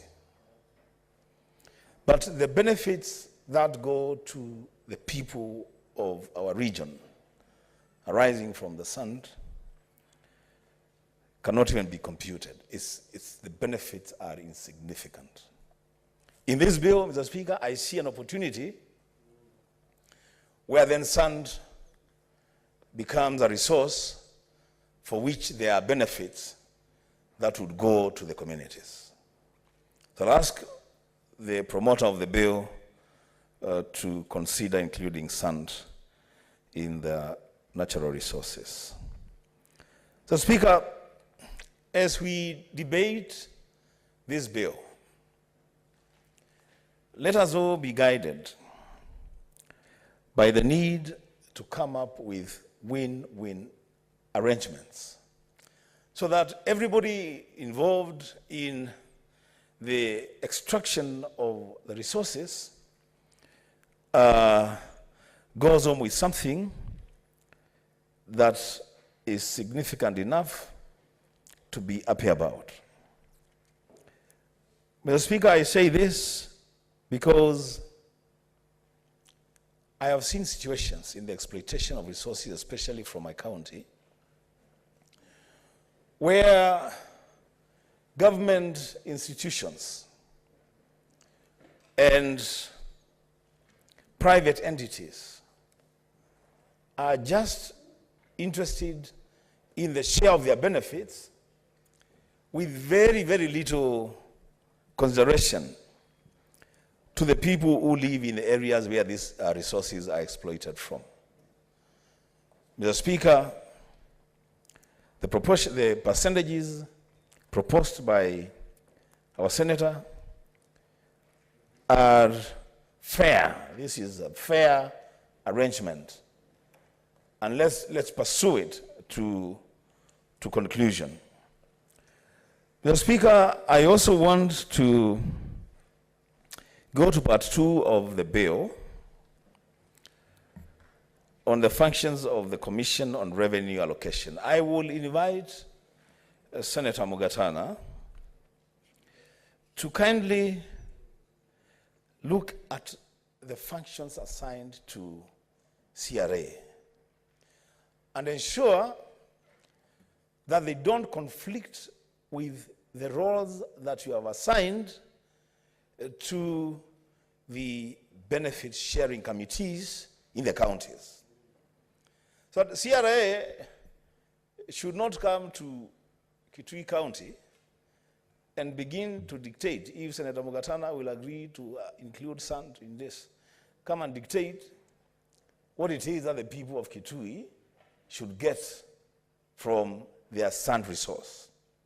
Let the role of CRA be facilitative, as opposed to helping in making decisions as to what the benefits will be. When I look at this bill, the roles, the functions of the CRA would emasculate the functions of the county benefit sharing committees. Let's be very clear about that. Lastly, so that we also give other senators a chance to weigh into this, part 4 of the bill on benefit sharing agreement. through you, Mr. Speaker, I want to remind my brother, our colleague, Senator Mugatana, that the Senate exists to defend and protect counties and county governments. Now, when you talk about counties, it's not just the boundaries. It is also the resources found in the counties. In the list that this bill proposes for the County Benefit Sharing Committee, I see Senator Mugatana has included the County Executive Committee member responsible for finance, the chairperson of the committee of the respective county assembly responsible for matters relating to natural resources, then technical people, and 5 persons elected by the local community. The Speaker, it is my submission that the office of the county senator should be represented in the list of the members of the County Benefit Sharing Committee. You cannot leave the office of the senator from such an important committee, because it is our duty and responsibility, constitutional duty, to defend counties and county governments. The Speaker, I would have wanted to say a lot more, but I want to be also considerate to other members who would want to weigh in on this bill. But just to tell the promoter of the bill that this really is a very, very important bill. I would actually ask the promoter of the bill, through you, Mr. Speaker, that perhaps even in the course of the debate of this bill, he could organize a caucus, a meeting the senators, to just understand this bill even better and enrich it. So by the time we are getting to division, then we have a very good and nice bill that we can take to our counties. I thank you, Mr. Speaker. Senator Chirange.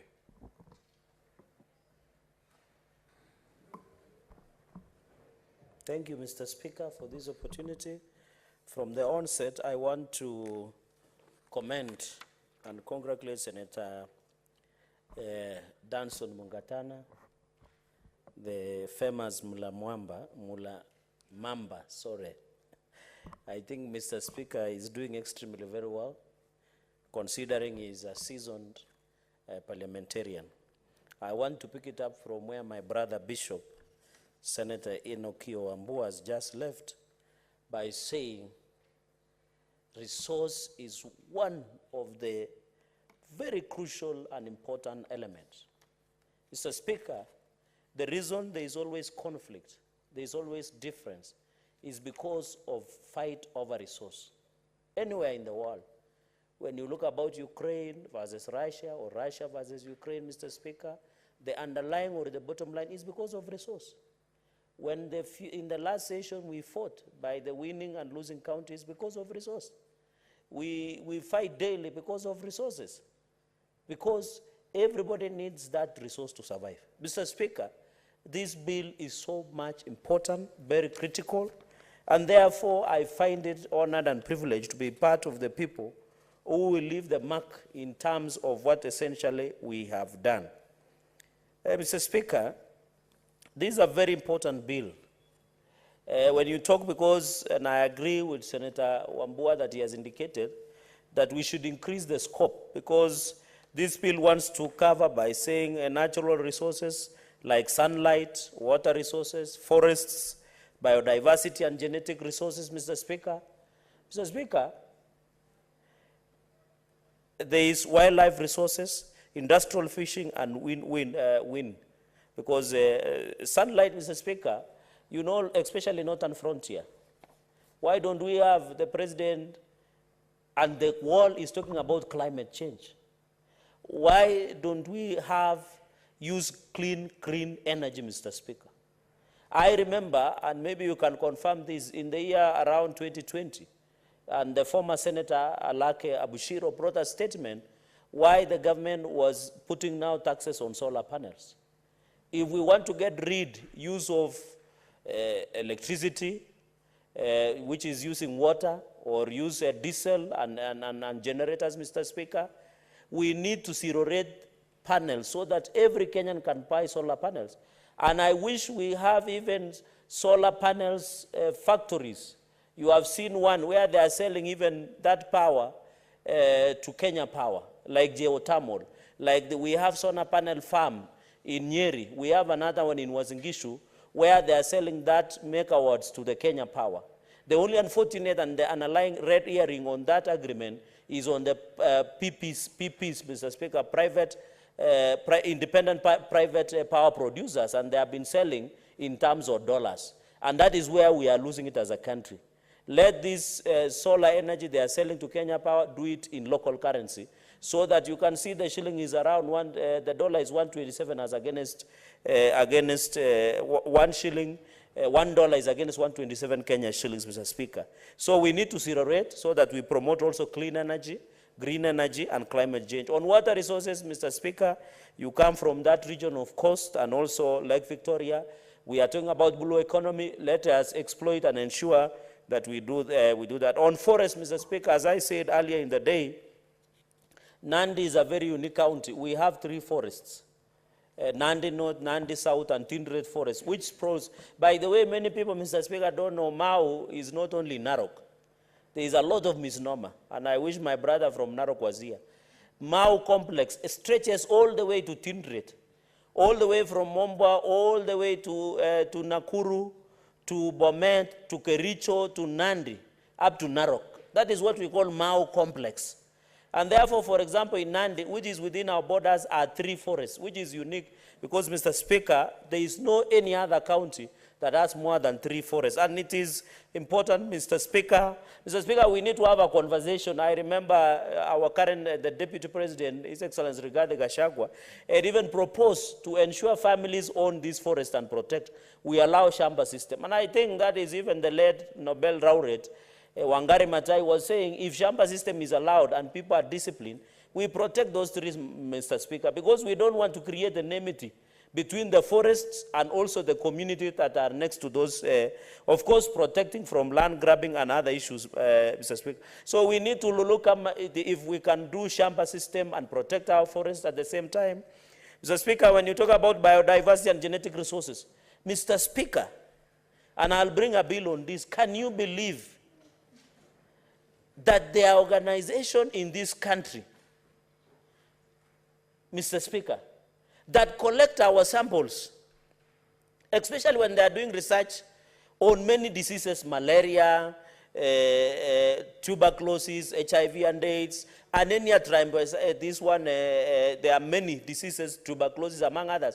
Can you believe there are people from outside the country who pick Kenyan samples and go and do research in Harvard or in other universities in the world, but they don't pay us anything. They don't pay anything. They take blood sample, they go and do research, then they don't even the least they can do, they don't even accredit, or even when they are publishing those research, they don't even acknowledge the Kenyan doctors that ensure they took those samples, Mr. Speaker. So I really welcome this. This is a unique area, and I will be bringing a comprehensive bill where when you get a Kenyan sample, when you are talking to South Africa, to UK, to America, you must pay the revenue, Mr. Speaker, sir. And therefore, it is a conversation that we must have. This AMPAT that you see here, either in referral, Moi teaching a referral, they are picking our samples and go and do research abroad and publish and get money for it, but they don't recognize the role that our doctors and people who do research locally, Mr. Speaker. And therefore, this issue of genetic resources, I'm very particular with it, and biodiversity. On the issue of wildlife resources, Mr. Speaker, I think today, Mr. Speaker, I had Senator Manzo, I think there was Senator Kinyua, was discussing about human-wildlife conflict. I know the compensation because of injury is 3 million. because of 5 million when there is death under the Wildlife Conservation and Management Act of 2013, number 47 of 2013. Mr. Speaker, Madam Speaker, I know the change. Section 25, we need to enhance. Why is it when a Kenyan is found killing a wildlife, the penalty is so harsh? But when somebody loses lives, we just do compensation, which is very minimal, Madam Speaker. And therefore, on the issue of wildlife, it cannot be underscored. It is the pride of Kenya. Kenya is known because of unique wildlife that we are having. Madam Speaker, the famous wild beast that cross River Mara all the way to Serengeti. And you remember when the current Mama Samia Suluhu Hassan, Madam Speaker, addressed the joint sitting in the last session, he said that the Kenyan wild beast cross over to Tanzania to get pregnant. So, Madam Speaker, and that is the unique nature of the wildlife, and it is on record, and I remember Senator Wambua was in that sitting, Senator Manzo was that sitting, I think Senator Eddie Okej was still looking for votes. So, Madam Speaker, what we are saying in an upshot at this point is that this wildlife and human conflict, we must address it. But we are not saying the only problem we have is that we need proper fencing and those sanctuaries to be protected, but also to teach the communities around those national parks to own, to be part, even give them businesses, give them to run hotels in those parks, give them opportunity to do roads in those parks, Madam Speaker, and will be able. On the issue of industrial fishing, of course, I can't say much more with that. Of course, there is issue of where other, I think some countries, I don't want to name names, have been accused of using trawlers, where they sweep everything. They sweep fish, crabs, any living creature in water, and therefore undermining that, the ecology of our ocean and sea system within, Madam Speaker. And therefore, the President has said, and we need to do that, the President has said 10 billion trees in 10 years. I want to ask each and every senator, the way Senator Wambua said, that the senator should be part of the committee. I want to call every senator, at least as the rain, by the way, Madam Speaker, I don't want Kenyans to worry about the rain. It begins in 15 March. So we need to agree every senator should plant at least trees in every. Would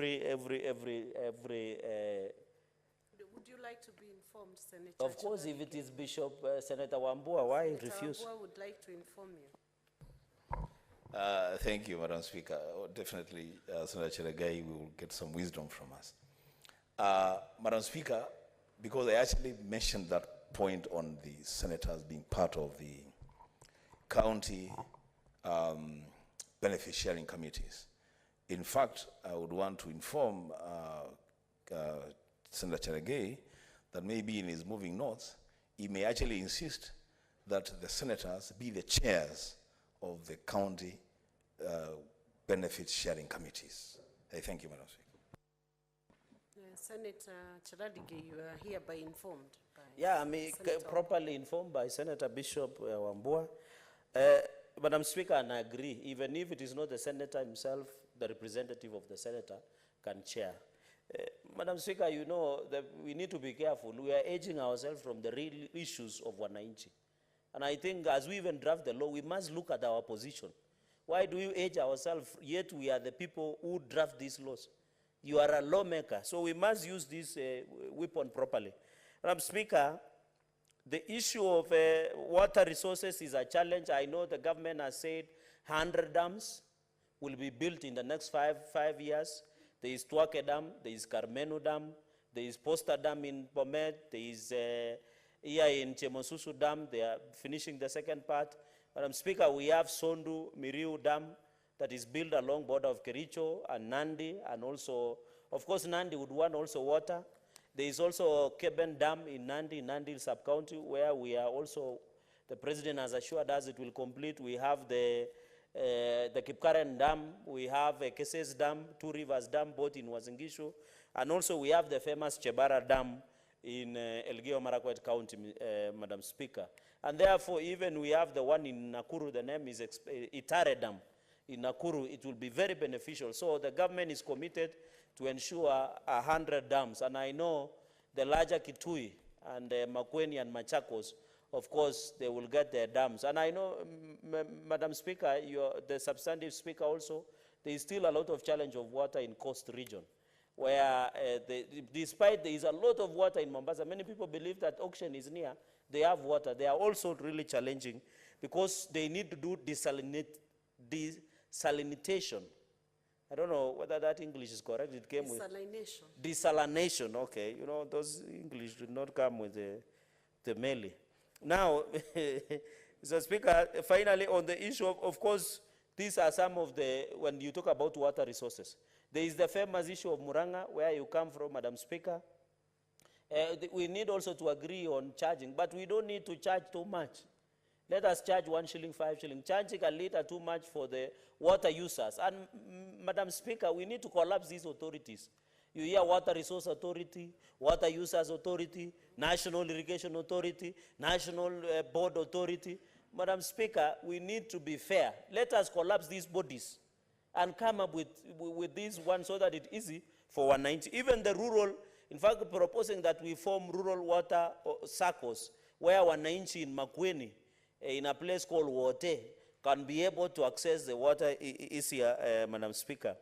Madam Speaker, I agree that on the third point I wanted to make is that CRA, I am conflicted about the role of CRA, but maybe we need to relook, Madam Speaker, because the role they are trying to play is very important, at least parting of benefit sharing agreements. But what is important, and I agree, is that any county benefit sharing agreement, Madam Speaker, the county assembly should pass. Now, senators, if we are giving MCAs powers and we are not giving ourselves, where are we placing ourselves? Can you believe if there will be a commercial exploitation of this natural resource to billions and trillions of shillings? The people will decide that agreement are the MCAs. Yet as a Senate, who are the owners and drafters of this bill, through Senator Danson Munkatana, we don't have a role. And that is why we have a problem with Tulo Oil in Turkana, where Senator Lomenen comes from, Madam Speaker. Madam Speaker, and therefore identify counties, I agree, administration of funds, which is okay, research, which is okay, resolving of conflicts, Madam Speaker, there are many conflicts that continue, but I hope this will end. Then committee forums. Madam Speaker, there are 2 points. The issue of conservation of natural resources. This is a clarion call of the President that he has insisted that the issue of climate change is here with us, and therefore we must go into future. Let us improve on our forest cover, move it even to more than 10%, Madam Speaker, and therefore we'll be able to sell carbon credits to other nations, Madam Speaker. The issue of restoration of environment, Madam Speaker, I must insist on this. When Solai Dam tragedy happened and 48 lives were lost and many injured and maimed, environment was also destroyed in Solai Dam, where Patel in Nakuru County. Madam Speaker, we must be giving out restoration orders of the environment. If we have to provide, even if you go and do quarry somewhere in Migori, you must ensure, Madam Speaker, you must ensure, Madam Speaker, you must ensure that there is restoration, Madam Speaker, of that environment. Madam Speaker. What is your point of order, Senator Kenywa?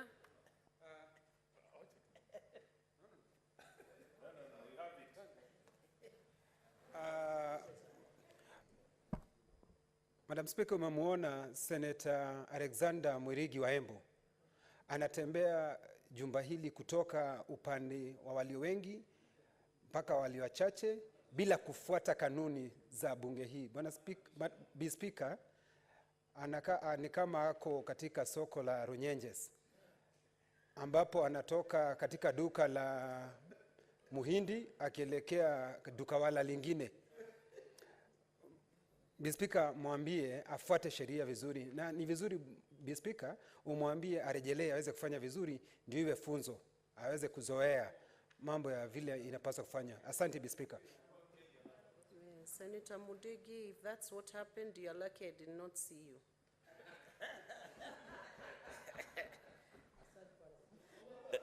Madam Speaker, I think we are still learning, all of us. Madam Speaker, in the last point, I think he is lucky, as the Speaker said. On the last point, I request, Madam Speaker, an amendment that, because these are billions of shillings, Madam Speaker, and you know KRA will be collecting. These are royalties. I'm requesting that there should be a reporting mechanism to Parliament, because this is part of revenue. This is part of own source revenue and revenue that is paid to a fund. Madam Speaker, I request that we amend clause number 7 to include reporting to Parliament of all these funds, Madam Speaker. On the issue of putting out of 60%, you put 40% to local community projects, I agree, Madam Speaker. On the other issue, local boundaries, I think that bill was sponsored by Senator Governor Mutula Kilonzo Jr. with Senator Governor Sakaja. There was a local boundaries bill. I don't know the fate of that bill. It will be able to assist. I think it is in the National Assembly. Madam Speaker, the other issue is on oversight. That is clause number 13, at least formation of local benefit sharing forum. I propose that they should do oversight role of that fund that is there, Madam Speaker. Madam Speaker, with those very, very remarks, I'm looking at the 10 minutes to the adjournment hour, and I can see that it is good that the bishop himself is the one pushing about the anti-gay in the House, so it is in order. Madam Speaker, all in all, this is a very important bill. I hope colleagues will have opportunity to look at it and reach it, and I hope when it comes to committee stage, we shall be able to contribute and ensure that we amend. Thank you very much, Madam Speaker, and congratulations to Senator Danson Mungatana. Let us have Senator Manzo Daniel Kitonga. Yeah, thank you, Mr. Speaker, Madam Speaker. Madam Speaker, this bill is very important, and I believe it is still in the middle of discussion. Madam Speaker, I really want to thank Senator Mungatana for cleverly and very wisely crafting this bill to avoid conflict of laws, because there are quite a number of other issues which intertwine with what he's trying to do to help Kenyans and to help devolution.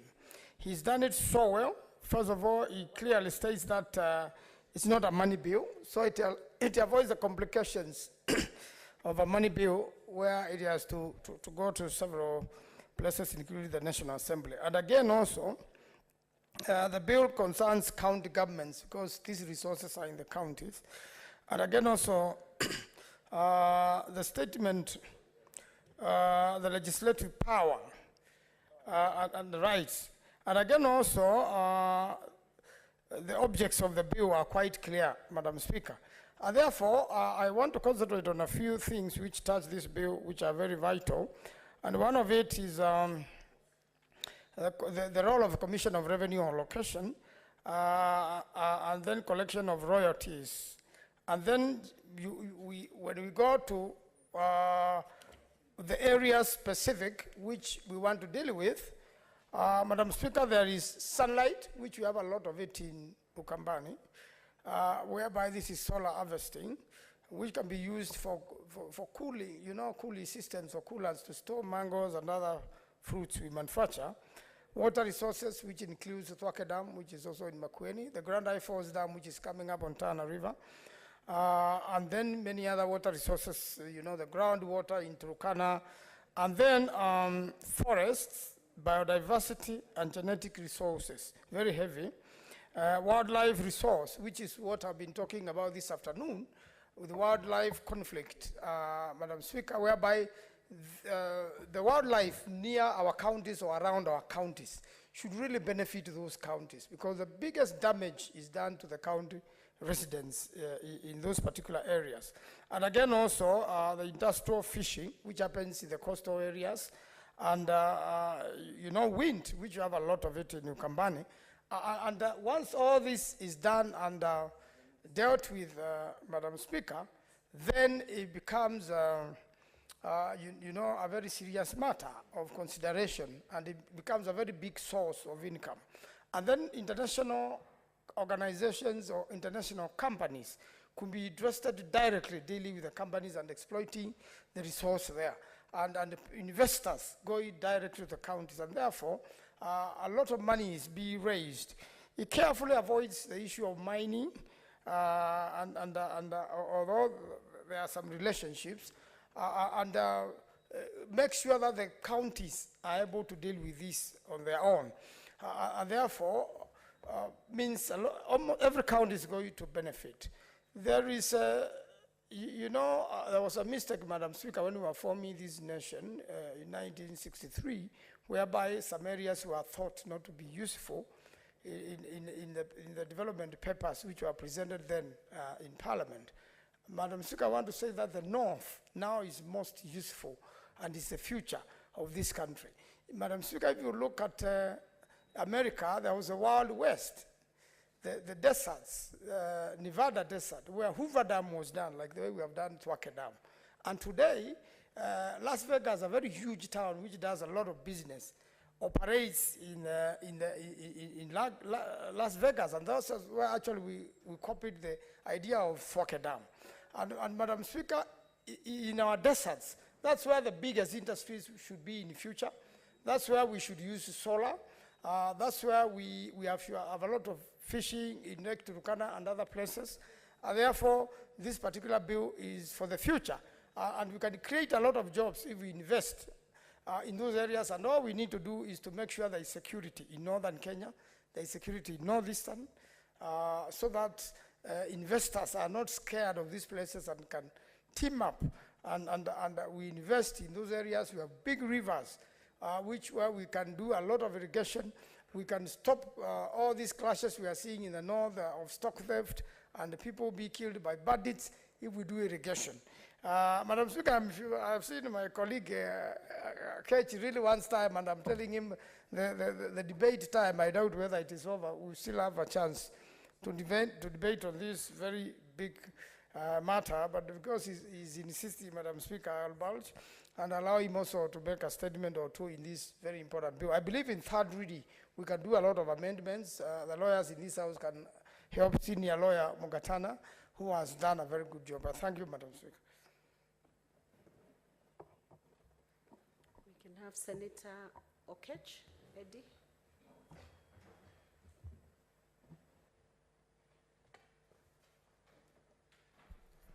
Madam Speaker, thank you so much for giving me opportunity to actually just make a few comments due to pressure of time in the debate on this bill by Honorable Senator Mugatana.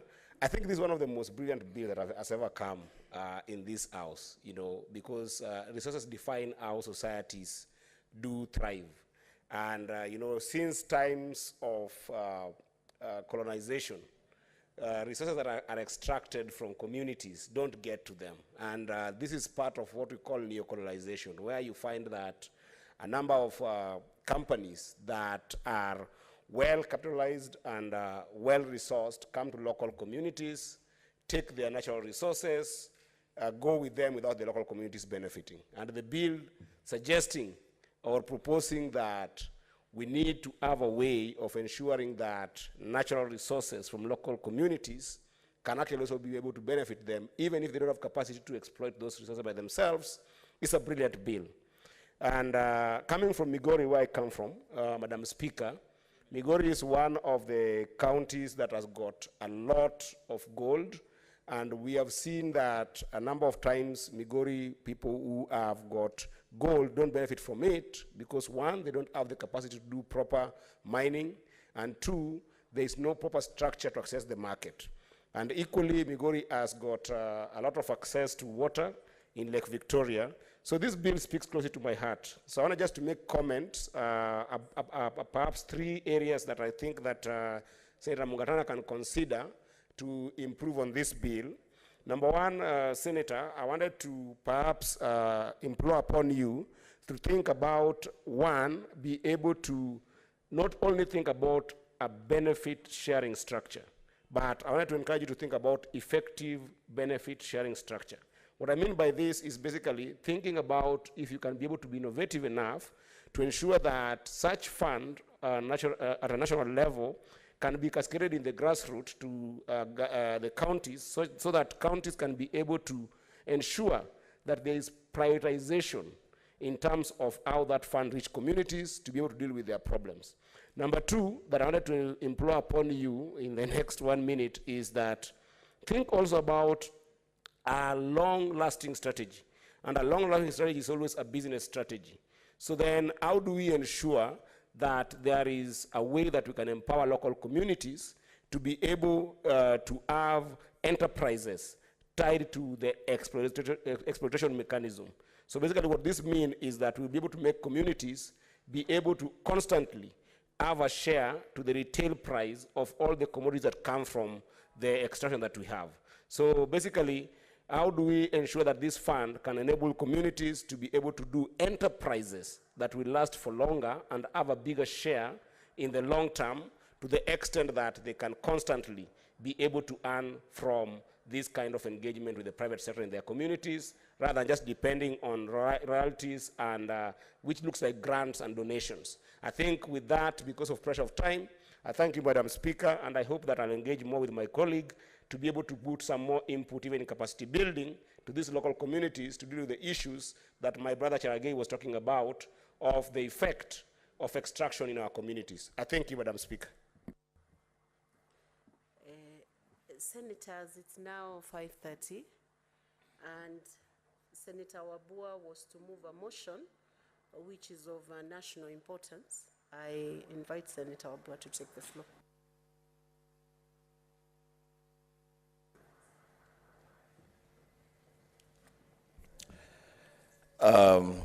I thank you, Madam Speaker, for this opportunity to move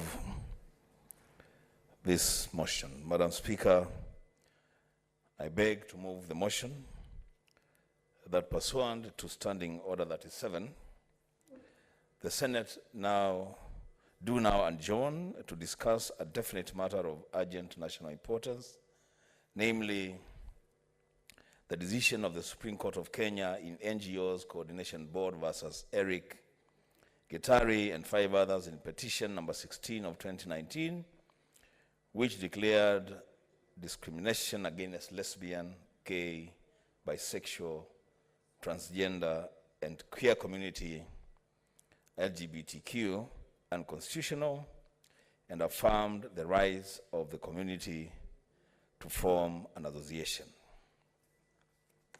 Madam Speaker and honorable members,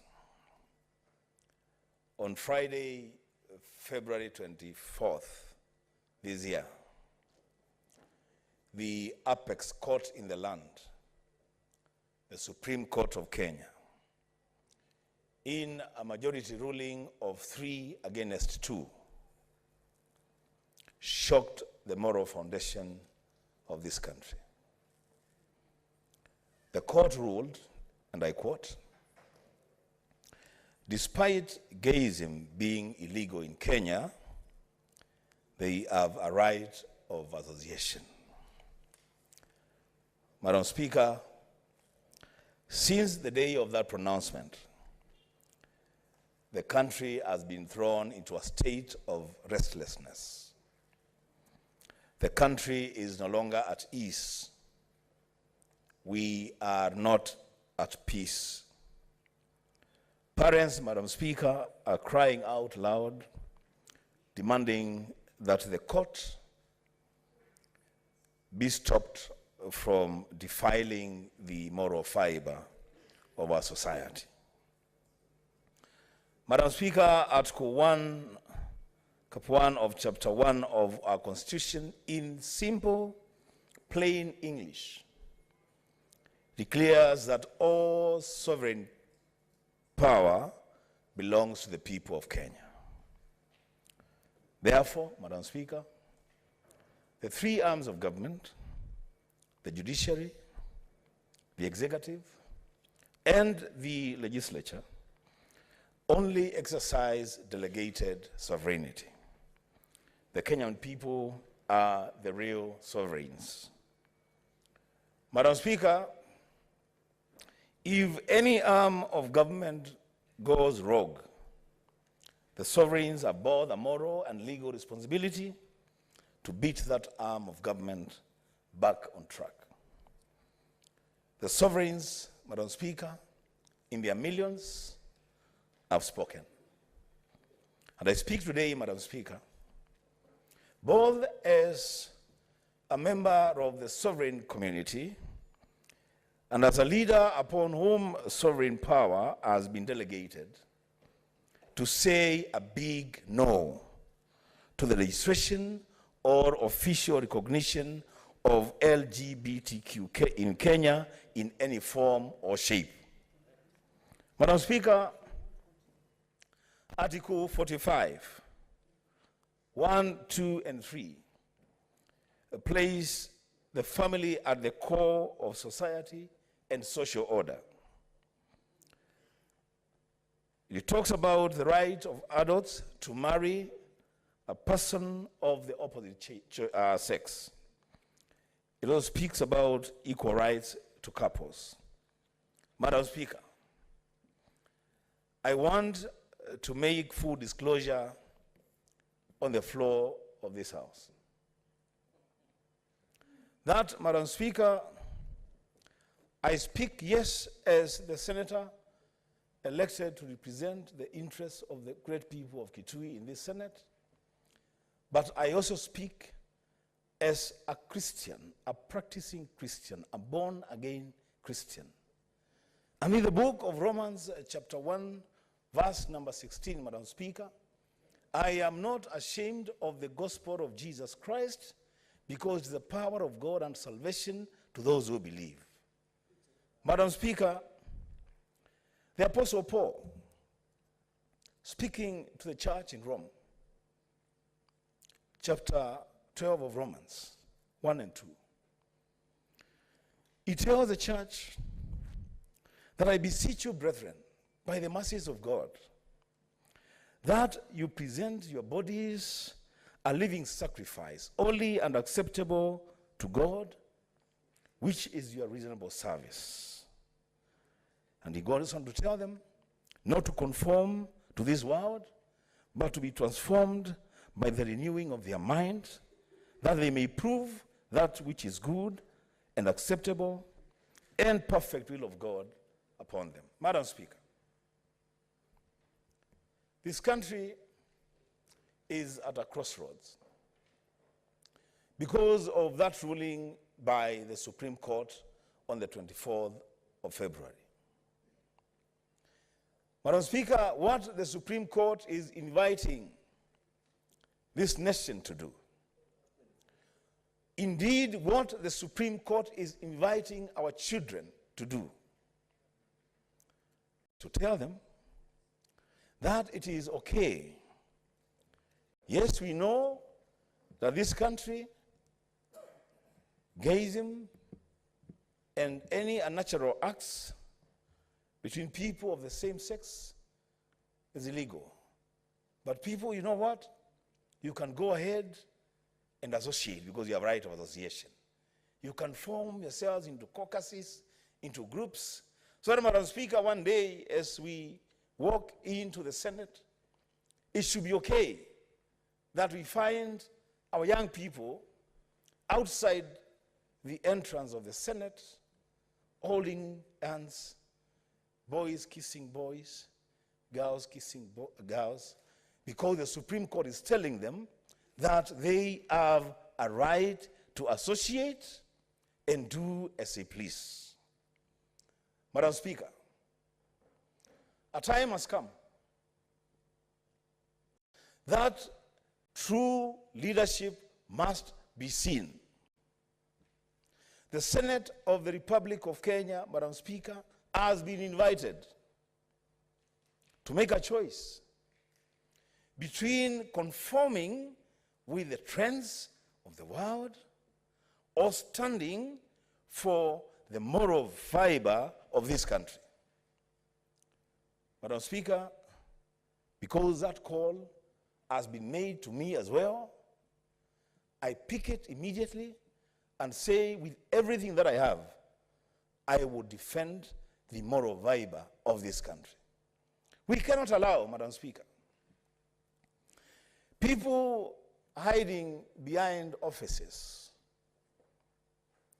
to mislead our young people that the right to associate is superior to the morals of our nation. Madam Speaker, if we allow this judgment to gain roots, if we allow these people that identify themselves in the category of LGBTQ, Madam Speaker, if we allow them to associate in our country, then, Madam Speaker, we should be ready to be said one day that while we were leaders in this country, we sold our morals to gayism, to lesbianism, and to all those unnatural acts. Madam Speaker, I know that there are a lot of senators here who would want to contribute to this motion. I see one of the Christian fundamentalists, Senator Medhu, has just walked in, and he said to me that he has to go on record on these matters. I see the senator of Uasin Gishu. He says he has to go on record on this matter. Madam Speaker, so that I don't take a lot of time on this matter, so that I give my colleagues an opportunity to weigh in on this matter, I beg to move and request the senator from Laikipia, Senator Kenywa, to second. I thank you.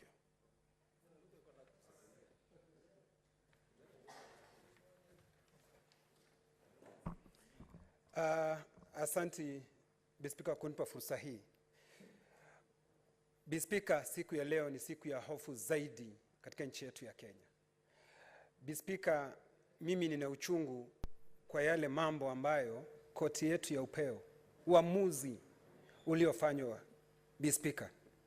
Kukubali ya kwamba tunapaswa tuwe na miungano ya mashoga, miungano ya wasagaji, miungano wa watu walio na jinsia mbili na wale ambao waliobadilisha jinsia, Bispika. Bispika, mimi najua kazi ya mahakama ni kutafsiri sheria, sio kutunga sheria. Kazi ya kutunga sheria ni kazi ya bunge. Bispika, mimi najua vizuri mamlaka ya mahakama inapatikana kutokana na wananchi wa Kenya. Ukiangalia katika kipengee cha katiba yetu, kipengee cha 159, inasema mamlaka ya mahakama inatokana na wananchi wa Kenya. Nikikumbuka vizuri, wakati wananchi wa Kenya walipokuwa wanatengeneza katiba yao, walisema dhahiri shahiri ya kwamba mwanamume anapaswa kumuoa mwanamke. Bispika, kile kinachonisumbua zaidi ukiangalia katika, na haya maneno nasema, ukiangalia katika kipengee cha 41 cha katiba kinasema vile mwanamume amuoe mwanamke ama mtu wa jinsia tofauti lakini si watu wa jinsia moja. Ninajua ya kwamba Senator Wambua aliniambia akimaliza mambo hii ya siasa atakuwa mhubiri. Sasa kile kinachonisumbua ni ya kwamba Bispika, wakati atakapokuwa akiandika ile hati ya ndoa imekuja hapa kulingana na koti ya upeo, itakuwa ndoa ni ya Mweni na Mwende, itakuwa ni ya Wambua na Kingola ama Mtua. Bwana Spika, Bispika, pole, itakuwa ni jambo la kuvunja moyo. Tutafanya huyu kiongozi ambaye atakuwa tayari amejitolea kuhubiri neno la Bwana kama vile alivyotangaza hapa, yeye itabidi aache kuhubiri kwa sababu hataweza kusimama wakati ule, pengine atakufa tu kwa kupigwa na mshtuko wa roho. Bispika, nikifuatilia mambo yalivyoanza ni ya kwamba mashirika yasiyo ya kiserikali yalisimama kidete na kusema ya kwamba hayatasajili hii miungano. Lakini koti letu la upeo, sijui ni kwa kutojua ama kwa kujua zaidi, wakaendelea mbele na kusema ya kwamba eti wanadhihirisha miungano hii na kutuambia ya kwamba ati ukiangalia katika kipengee cha 27 cha sheria kinasema ya kwamba haupaswi kumzuia mtu yoyote ama huwezi kuwazuia watu kufanya vile wanavyotaka kufanya, Bwana Spika. Lakini Bwana Spika, Bispika, hata japokuwa ukiangalia kipengee cha 36 cha katiba ya Kenya inasema ya kwamba inakubalisha miungano yoyote. Lakini wale ambao waliandika, na ni sisi wa Kenya ambao tuliandika katiba hii, hatukumaanisha miungano ya aina hii, na ndiposa bodi hii ambayo ilikuwa imekataa miungano kama hii na ikasimama kidete ikakataa, lakini mambo haya yalipelekwa katika koti letu la upeo ikaidhinisha. Vile ambavyo ningependa kuomba Bwana Spika, na pengine mawakili kama Maanzo watatuambia zaidi kwa sababu wamebombea katika kazi ile. Bwana Spika, mwanasheria wetu wa Kenya akate rufaa, na kama kwa sababu hili ni koti la upeo hawezi kukata rufaa kwa sababu majaji wale walikuwa wamekaa pale ni majaji 5, na ninadhani kungekaa majaji 7. Majaji 7 ndio wanapaswa wakuwa wamekaa pale waweze kutoa uamuzi wao, lakini hawa walikuwa majaji 5. Spika, ni jambo ambalo mimi naona ya kwamba badala ya koti letu la upeo kutetea na kuilinda sheria yetu, wao wanasikiza mambo kutoka nchi za kigeni. Kazi yao ni kuharibu maadili yetu, ambayo maadili sisi tumeyasimamia na tutakufa kwa maadili yetu. Spika, mimi nataka kuambia jumba hili la Seneti ya kwamba hata ikiwa wote watajiunga na hawa wasagaji, watajiunga na hawa mashoga, Spika, mimi nitabaki peke yangu kupambana na hizi sheria ambazo ni mbaya, zinagandamiza. Nitasimama kidete niweze kuwa kuhesabika, kwa sababu Biblia inasema hakuna goti alitapigwa mbele ya Mwenyezi Mungu. Na nikiona mkiwa Mwenyezi Mungu amenisahau, nitamwambia Mwenyezi Mungu, kumbuka nilisimama Senate nikatetea sheria zilizo nzuri. Ataniambia kinywa simama, na kwa sababu naitwa Yohana, kuja upande huu uishi milele na milele. Nashukuru Bi Speaker. It's time up. Senator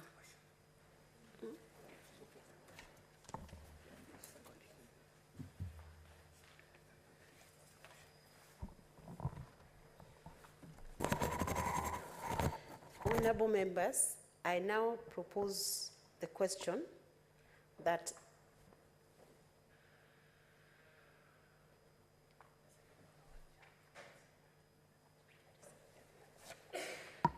the Senate do now adjourn to discuss a definite matter of urgent national importance, namely the decision of the Supreme Court of Kenya in NGOs Coordination Board versus Eric Gitari and 5 others in petition number 16 of 2019, which declared discrimination against lesbian, gay, bisexual, transgender and queer community, LGBTQ, unconstitutional, and affirmed the rights of the community to form an association.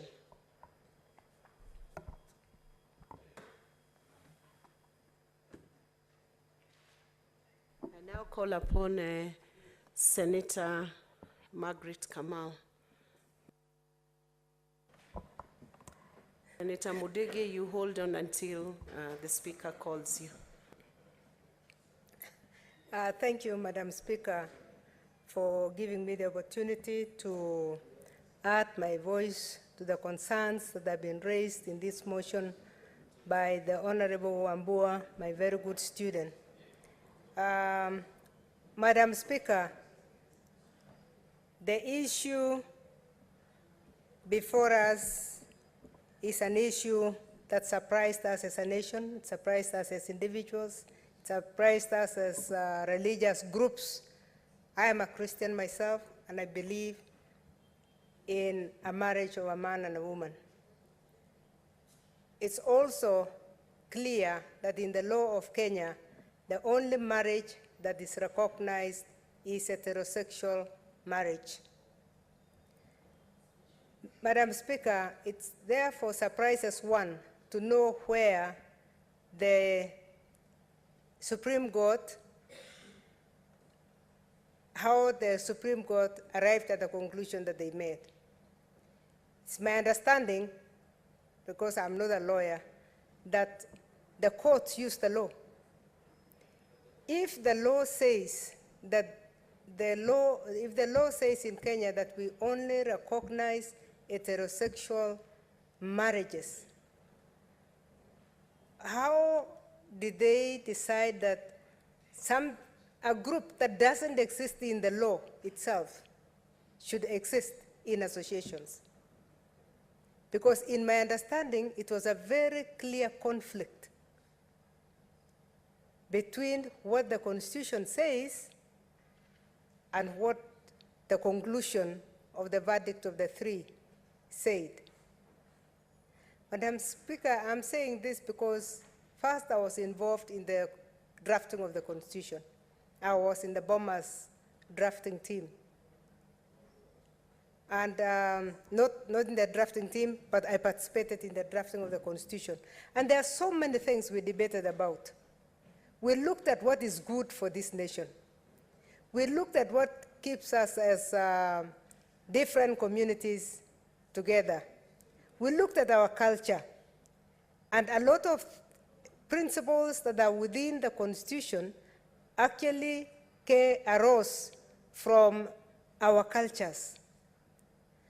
Madam Speaker, we know that we have changed our cultures for many years, from since pre-independence when we were a colony.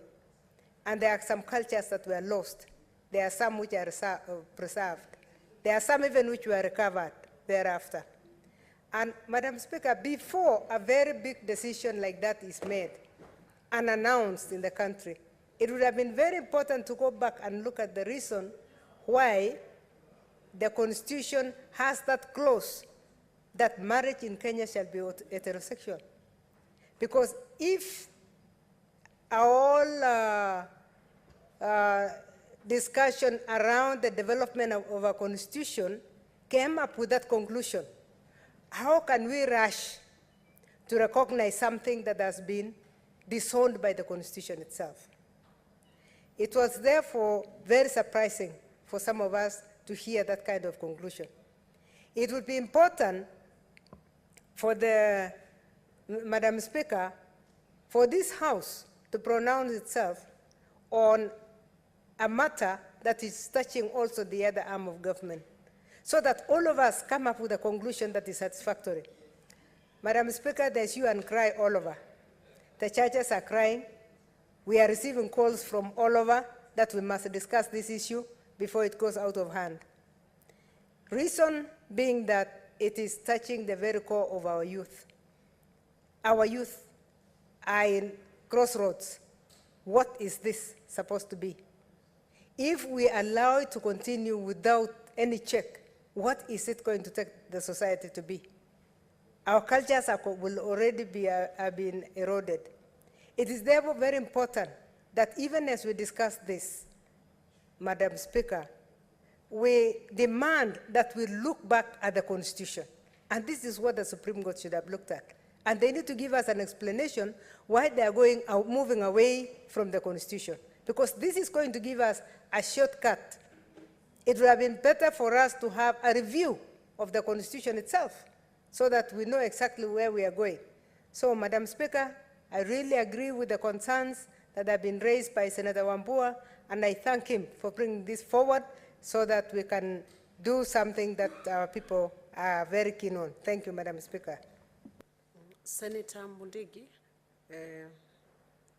and as he takes the floor, Senators, I would urge you to condense your remarks, maybe cede 1 minute, because it's a motion which many people are many senators are interested in contributing to. So, by consensus, we could say 4 minutes instead of 5 minutes. 3 minutes? Yes, understanding order. The adjournment was done understanding order 37.3. The maximum is 5 minutes. So 3 minutes. Mr. Speaker, naunga mkono maneno ambayo imezungumzwa na Bishop.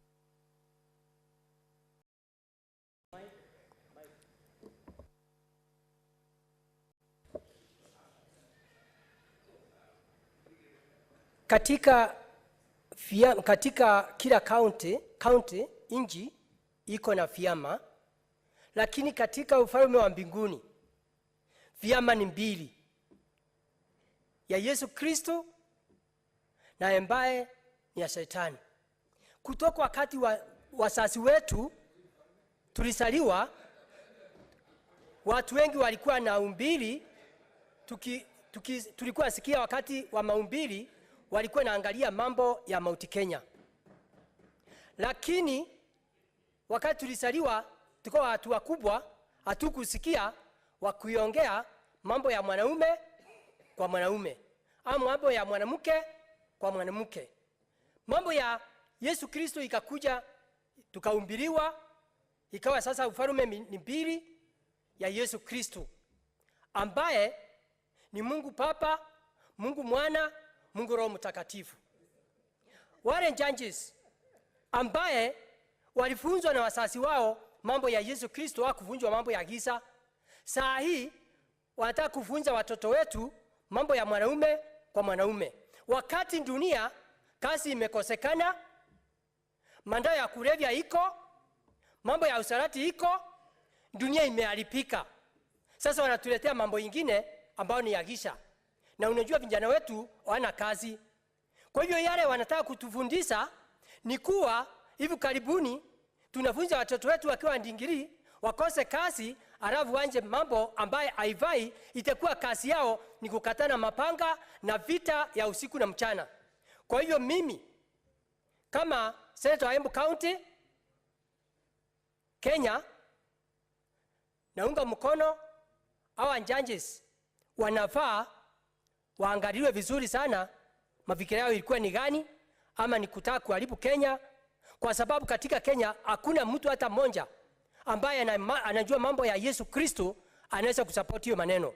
Kwa hivyo hata Waislamu wanajua mambo ya Yesu, wanajua mambo ya kuomba. Siku hizi kanisa ni moja, isipokuwa tu wale wachache wa mambo ya kindini ambayo mambo ya giza hawezi kusupport hiyo maneno. Kwa hivyo naomba isipokuwa ndivyo hakuwezekani, tuko seneta wengi, tupatiwe siku ingine tukuje tusungumuze na tuweke kura, ndio hii maneno yote tuyatemee kabisa kabisa, tukisema nchi ya Kenya inaongozwa na Yesu Kristo. Kwa sababu mnajua hata wakati tulichagua watu wengi ni wale walikuwa naomba asubuhi na jioni, na tukawa Mungu amekuja na tumepita. Asante.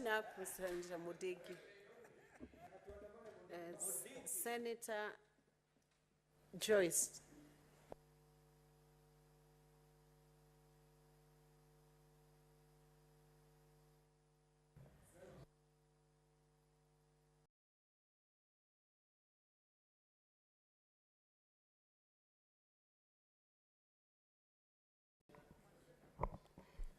Yeah, thank you very much, Madam Speaker.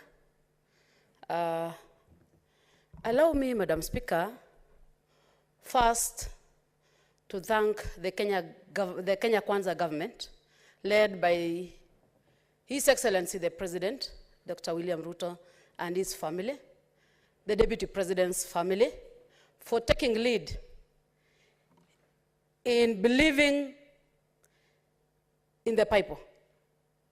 And I want to say this, Madam Speaker, that the issues that we are discussing today in this House are issues that are touching directly to our lives. Madam Speaker, I rise to strongly oppose the Supreme Court ruling that allowed the registration of Lgbtq communities as an NGO, which has caused an uproar among various sectors in the country. Madam Speaker, most of the religious leaders and the Kenyan citizen have condemned these latest developments in different capacities. Madam Speaker, from the look of things, this is going to open a Pandora's box that will lead to imitation of negative Western culture. Madam Speaker, remember, around 32 countries have legalized same marriage, one of them being Argentina, we have Brazil, we have Germany, and a number of them, Madam Speaker. Madam Speaker, I also want to bring to the attention of this House that the Constitution, under Chapter 1, gives the people of this country powers, the sovereign powers. Madam Speaker, as much as we respect the separation of powers, this House being a legislative arm of government. Senator Joyce, Yeah? I'm sorry to interrupt, but wind up. Your minutes are over. Yeah, Madam Speaker, I have really been waiting for this, but just allow me at least 2 more minutes to wind up quickly. Madam Speaker. 1 minute, Joyce, not 2. Being a legislative arm of government cannot sit down and watch our children being driven down the wrong social legislation. Madam Speaker, I want to state categorically as a parent that I will be the last woman standing to fiercely oppose without any negotiation. And I want to allow the former CEO of Kenya Films Classification Board, Dr. Ezekiel Mutua, Madam Speaker, for the efforts he bravely put on pan the viewing of movies named Rafiki in the year 2018. Madam Speaker, amidst much criticism and pressure to protect the youth from exposure, the said movie promoted relationship between ladies. Such stern action should be emulated by the leaders in all arms of government, Madam Speaker.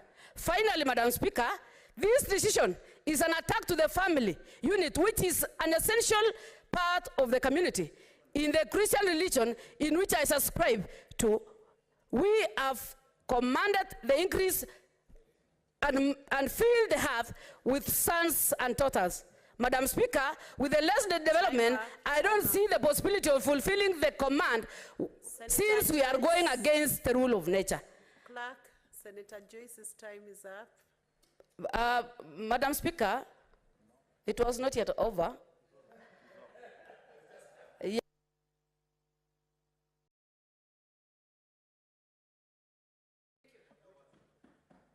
What is your point of order? Is Senator Joyce in order to challenge the decision of the Speaker when her time is up, Madam Speaker? She is out of order. Madam Speaker? Senator Joyce, once the Speaker rules, you have to abide by the ruling for future engagements.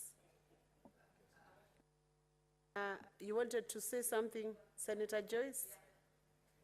Okay, it's okay. Let's proceed on with the next senator. Finalized there. Senator Manzo.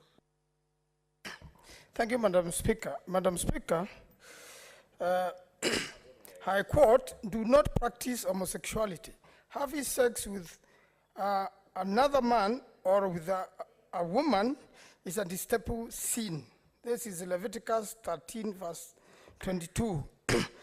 If a man practices homosexuality, having sex with another man as with a woman, both men have committed a detestable act.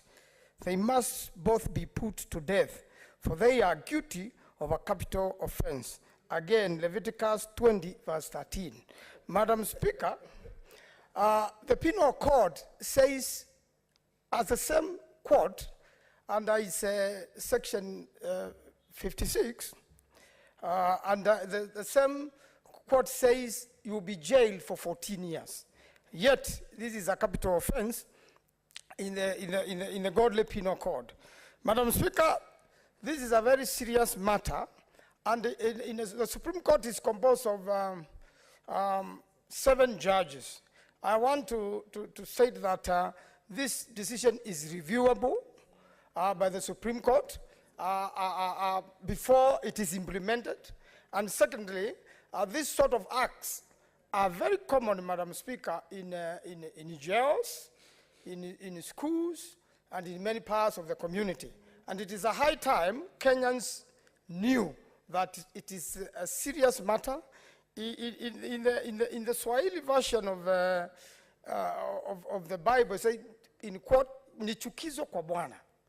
So, Madam Speaker, it's a very, very serious matter, and the lawyers in this house, and we are joining Honorable Kaluma in this, to make sure that this decision is reviewed as quickly as possible before it is implemented. And again also, Madam Speaker, our constitution does not go with what the decision was said in court. Our constitution is clear that marriage in Kenya is between man and woman, and even chapter 6 and all other good sections of the constitution. At no one point, and even the drafters of our constitution, and Honorable Margaret Kamara was here, at no one point they ever intended marriages of that nature. The only distinction is that freedom of association. You cannot be in freedom of association in sin. You cannot have a judgment which legalizes sin. You cannot have a judgment. I am aware also this has taken 10 years in the courts. There is also another application trying to declare that section 76 of the Penal Code unconstitutional, meaning then this will be allowed completely in the country. And that's why a fight must be put immediately so that the Supreme Court puts the... Time is up, Senator. Senator Cheptumo. Thank you, Madam Speaker. Madam Speaker, I arise to add my voice to this very important motion. Mr. Speaker, the framers of the Constitution 2010 were very clear in the wording of Article 45. And I think this was raised well by the mover of this motion. Let me read it, Madam Speaker, because I know I don't have a lot of time. The family is the natural and fundamental unit of society. And more important, Madam Speaker, is the part following. The necessary basis of social order. Mr. Speaker, Madam Speaker, unless the foundation of the family is founded and grounded well, there will be no order, there will be no social order, and shall enjoy the recognition and protection of the state. Mr. Speaker, Madam Speaker, the state organs is the executive, this House, Parliament, and the judiciary. Mr. Speaker, that particular article requires that those state agents should be able to protect the family unit. So, Madam Speaker, it is so sad that this is happening, Madam Speaker, in a nation that we know to be a God-fearing nation. I want to condemn that judgment by the Supreme Court. And Madam Speaker, this is a curable situation. I want to agree with my answer that the Supreme Court, Madam Speaker, can still review that particular ruling. And I think, Madam Speaker, they have no option, because if the Kenyan people, the other state organs, like this House, says no, then the Supreme Court, the judiciary, which is, Madam Speaker, mandated under Article 47 to uphold the family unit, will have no option but to review that particular ruling. Madam Speaker, those of us who have children, of course, we are all blessed here to have children. We have wives, we have husbands, relatives. The last 1 week, Madam Speaker, has been a very challenging moment, because it is outside there that now people of the same... Time is up. Senator Hezena, do you have an intervention? You have a standing order or intervention? Or you want to contribute? Yes, Madam Speaker. Then you wait 1 minute. Your chance. Okay.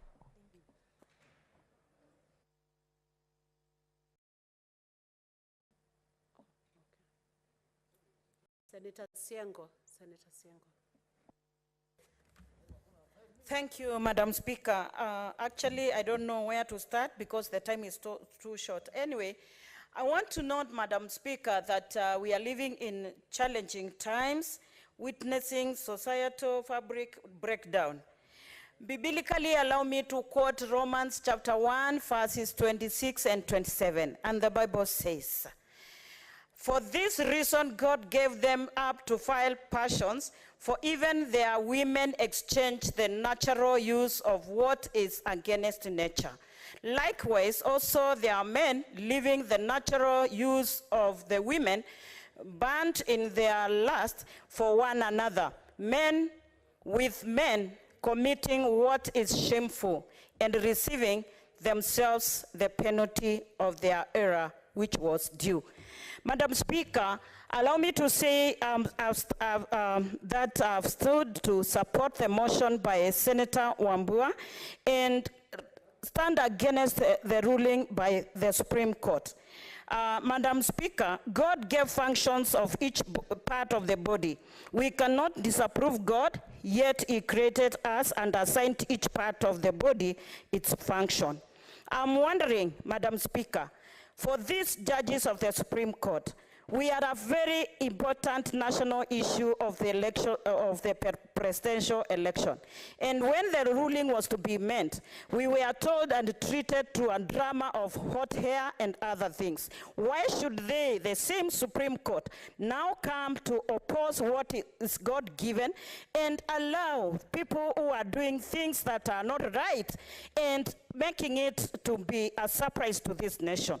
Madam Speaker, these judges who did that, my proposal is that law should be taken against them because they are leading Kenya to extinction. Relationship or marriage between man and man or woman with woman will not give children. So we want to finish Kenya. Where will future generations come from, Madam Speaker?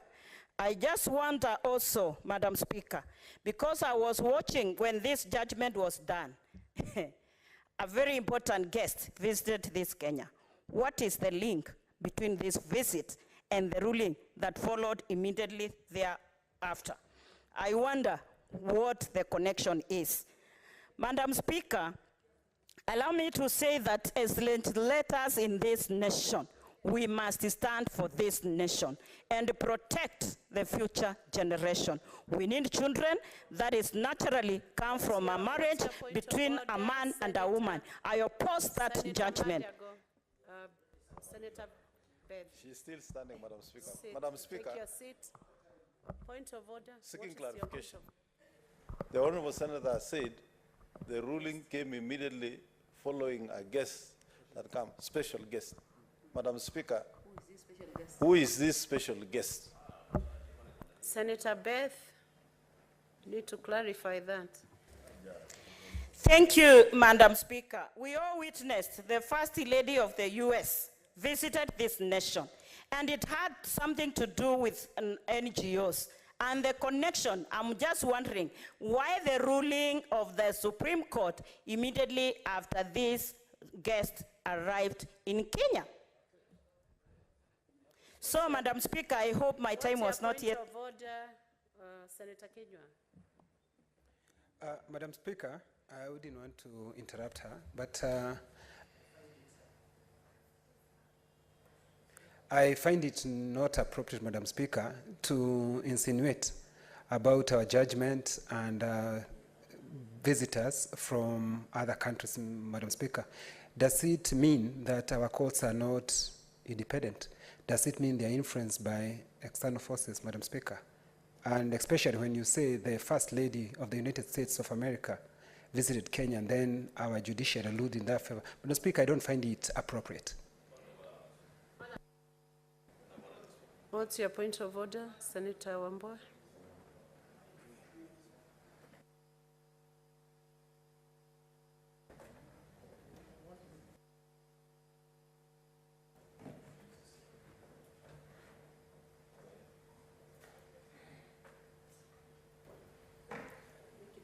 Yes, I will. Make it short. Thank you, Madam Speaker. You know, actually, the time is not even on our side.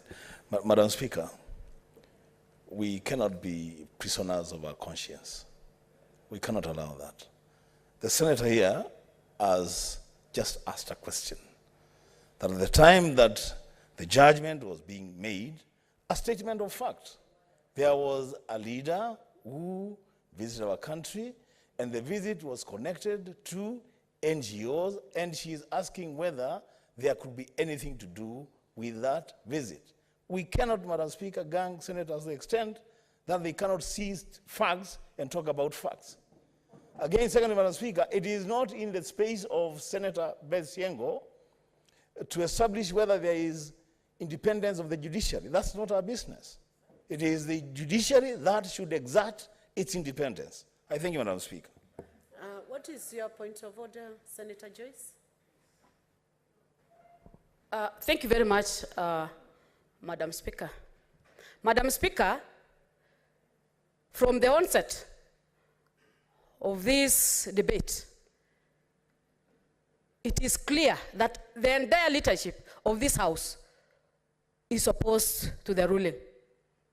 Madam Speaker, the visitor who came to this country was making a visit to this country and was welcomed by the government. Does it mean the honorable member is initiating that it was the government to make the court make that ruling? Honorable senators, I want to request Senator Beth to take half a minute to finalize her contribution. Time is Thank you, running. Madam Speaker. Actually, I'm just wondering, okay, they say the guilty are always afraid. I have not, Madam Speaker, actually I was just wondering, and that's how my statement was. I'm wondering the connection between the visit and the ruling. And this visit, when I had connection with the NGO funding, that is my question. However, Madam Speaker, allow me to say that as legislators in this nation, we have a role to play to make sure we protect our culture, our values, and our faith. Not Christianity, not Muslim can approve. Time up, Senator Beth Siengo. Senator Kisang. Thank you, Honorable Madam Speaker. In fact, I was worried that those who had spoken earlier were interrupting and taking much of our time because we also wanted to contribute. So, Honorable Madam Speaker, I join Kenyans to condemn the ruling that was done by the 3 Supreme Court judges about association of LGBTQ. Honorable Speaker, that ruling was actually a disguised ruling to allow marriages of the same sex because they said they can associate, but it was a disguise. It was a soft way of saying they can get married, same-sex marriages, which they fought for the last 10 years, but we have opposed. We opposed, and people have gone to the streets. I don't know why we have not seen people coming to outside the Senate or outside National Assembly or going to Supreme Court to condemn this thing that happened on Friday last week. Honorable Speaker, most of us, including myself, I'm a Christian, I'm a staunch Christian, and I believe in the same, I believe in heterosexual marriages. Madam Speaker, the Bible is very clear. Our cultures as Africans are very clear. In fact, there is nothing in the African culture that a man with another man would associate or even get married or be intimate. So I don't know why our Supreme Court judges are taking us to adopt the culture, the Western culture. It is an abomination. If you read the Bible, Genesis chapter 2, Honorable Madam Speaker, God made the world, the earth, he created the man, and he saw that man needs an helper, and that helper is not another man, it's a woman. And we are given a command to go to the world and procreate and fill the world. Supposing now this thing is legalized, it means in another 10, 50, 100 years, we'll be extinct. There'll be no one in this world. So, Madam Speaker, we condemn this, and if, when you read Leviticus also, chapter 13, if a man associates and has sex with another man, it is detestable. It's abomination. In those old days, you would be killed. So I agree what the president of Uganda, His Excellency Museveni, who has said that if two men associate and they get married, we put them in until they get, one of them gives birth, which I know none will give birth. So, Honorable Speaker. Time up, Senator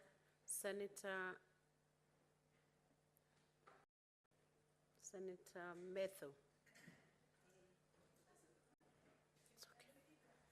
Yeah, thank you very much, Madam Speaker. I would also want to make it very quick so that I allow my colleagues to voice their voices on this one. I would want to comment the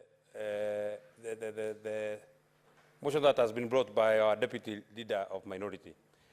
Madam Speaker, I have tried to really imagine what we are speaking about. I have never imagined, and I am lost of words, Madam Speaker, how a man would look a man like myself, with such a bushy face and see a woman in me. To even think, not even associate, to even think that a person of, that looks like myself. Madam Speaker, I don't want to speak about the female side. My colleagues have spoken about it. But I think it is such, a disgusting thing to even think. I am made to imagine that if every man is made of the materials that I'm made of, a very rough skin, nothing attractive that a man I would see, if any man is like myself, there's nothing attractive that I would ever see. Look at my face, Madam Speaker. Look at my beard, Madam Speaker. Rough, there's nothing soft in me that anybody would ever see that makes me look like a girl, Madam Speaker. There is so much, Madam Speaker, that would be attractive. Madam Speaker, surely, finally, on my last comment, because my time I know is over, I would want anybody to convince me. If then we are speaking about making a generation,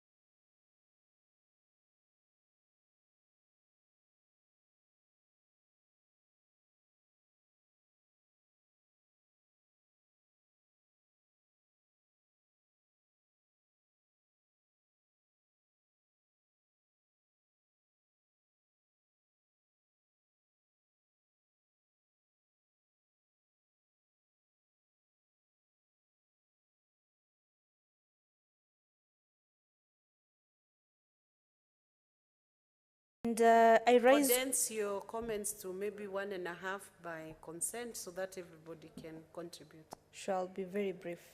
I rise to support the motion by the Honorable Distinguished Senator Wambua, and I would like to shift focus a bit from the discussion of LGBTQ to maybe try and deliberate on why the Supreme Court of Kenya was allowing this kind of absurdity that is against our religion and against our African culture. Perhaps we need to think as a country and shift focus from poverty eradication to wealth creation, because if at all this is in relation to the donations we get from the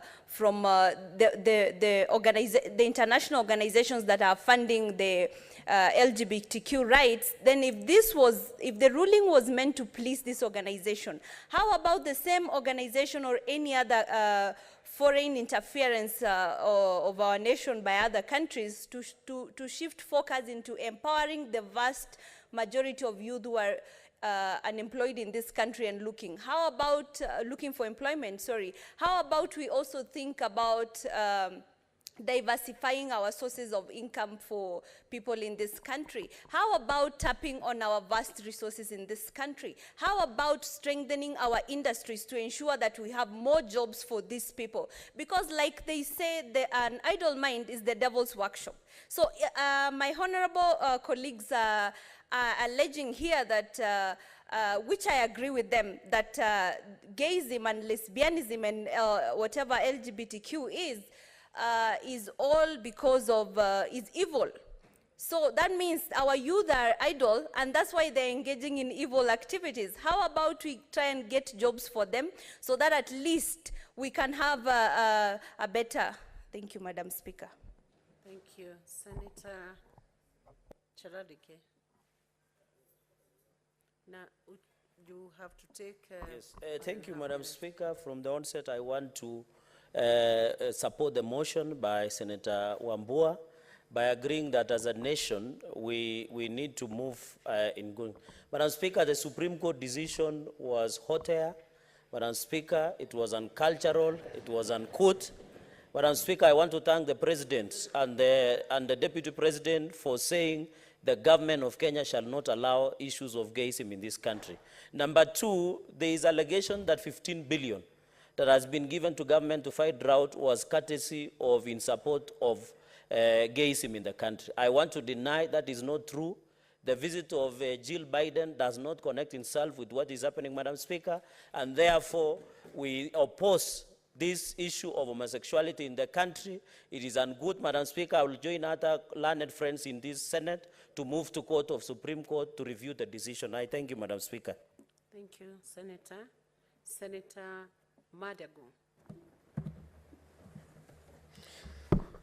Madam Speaker, first I rise to oppose the decision of the Supreme Court on this matter, Madam Speaker, of allowing the registration of an association of LGBT, whatever, Madam Speaker. Madam Speaker, in the ruling, the Supreme Court was relying on the Bill of Rights, Madam Speaker, that is enshrined in our Constitution. But the framers of the Constitution, Madam Speaker, knew that even though there is rights of every Kenyan, there must be limitation to those rights, Madam Speaker. And I thought the Supreme Court should have also read the limitation of rights and fundamental freedoms. And that is why in the Constitution there is Bill of Rights, but at the same time there is limitation to those freedoms. Madam Speaker, I'm one happy senator today because the President has pronounced himself on this matter, Madam Speaker. And Madam Speaker, we oppose same-sex marriage, we oppose gayism, we oppose lesbianism. Madam Speaker, in fact, I'll be speaking to my county assembly of Wasingishu, Madam Speaker, to ban any activity related to lesbianism, gayism, and in fact, any social club that will be seen or behaving to promote these activities, Madam Speaker, they must be removed and they must be closed. We must make our position known. And we want to tell the West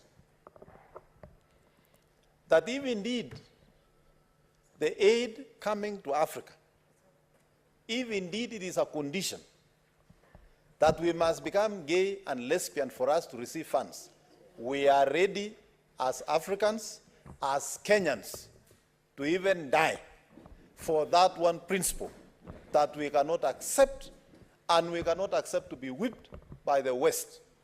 And it is time, and this debate is coming at the right time, and the African continent must rise and refuse to be intimidated by the West, Madam Speaker. And we know there are countries that are funding these activities, sponsoring NGOs who are doing recruitment, and we are going to name them and shame them. Madam Speaker, it is not lost that these countries, who have also been advancing as loans at very exorbitant interest rates, have been giving themselves loans from the IMF, from the World Bank. at 0.0 something interest rate, and they are on lend to the funds they want to bring to this country to come and promote those activities. As a Senate, we are also going to put regulation that all funds that come to this country, that in any way is associated with promoting this kind of behavior that is not acceptable to us, we are going to tell them, thank you, we would rather die than have their money. Madam Speaker, we are going to oppose this. And Madam Speaker, we want to urge our principals in our secondary schools and primary schools and institutions of higher learning that they must be now on the lookout of any funny behaviors in the schools, and such activities must be wiped out in our institutions of learning.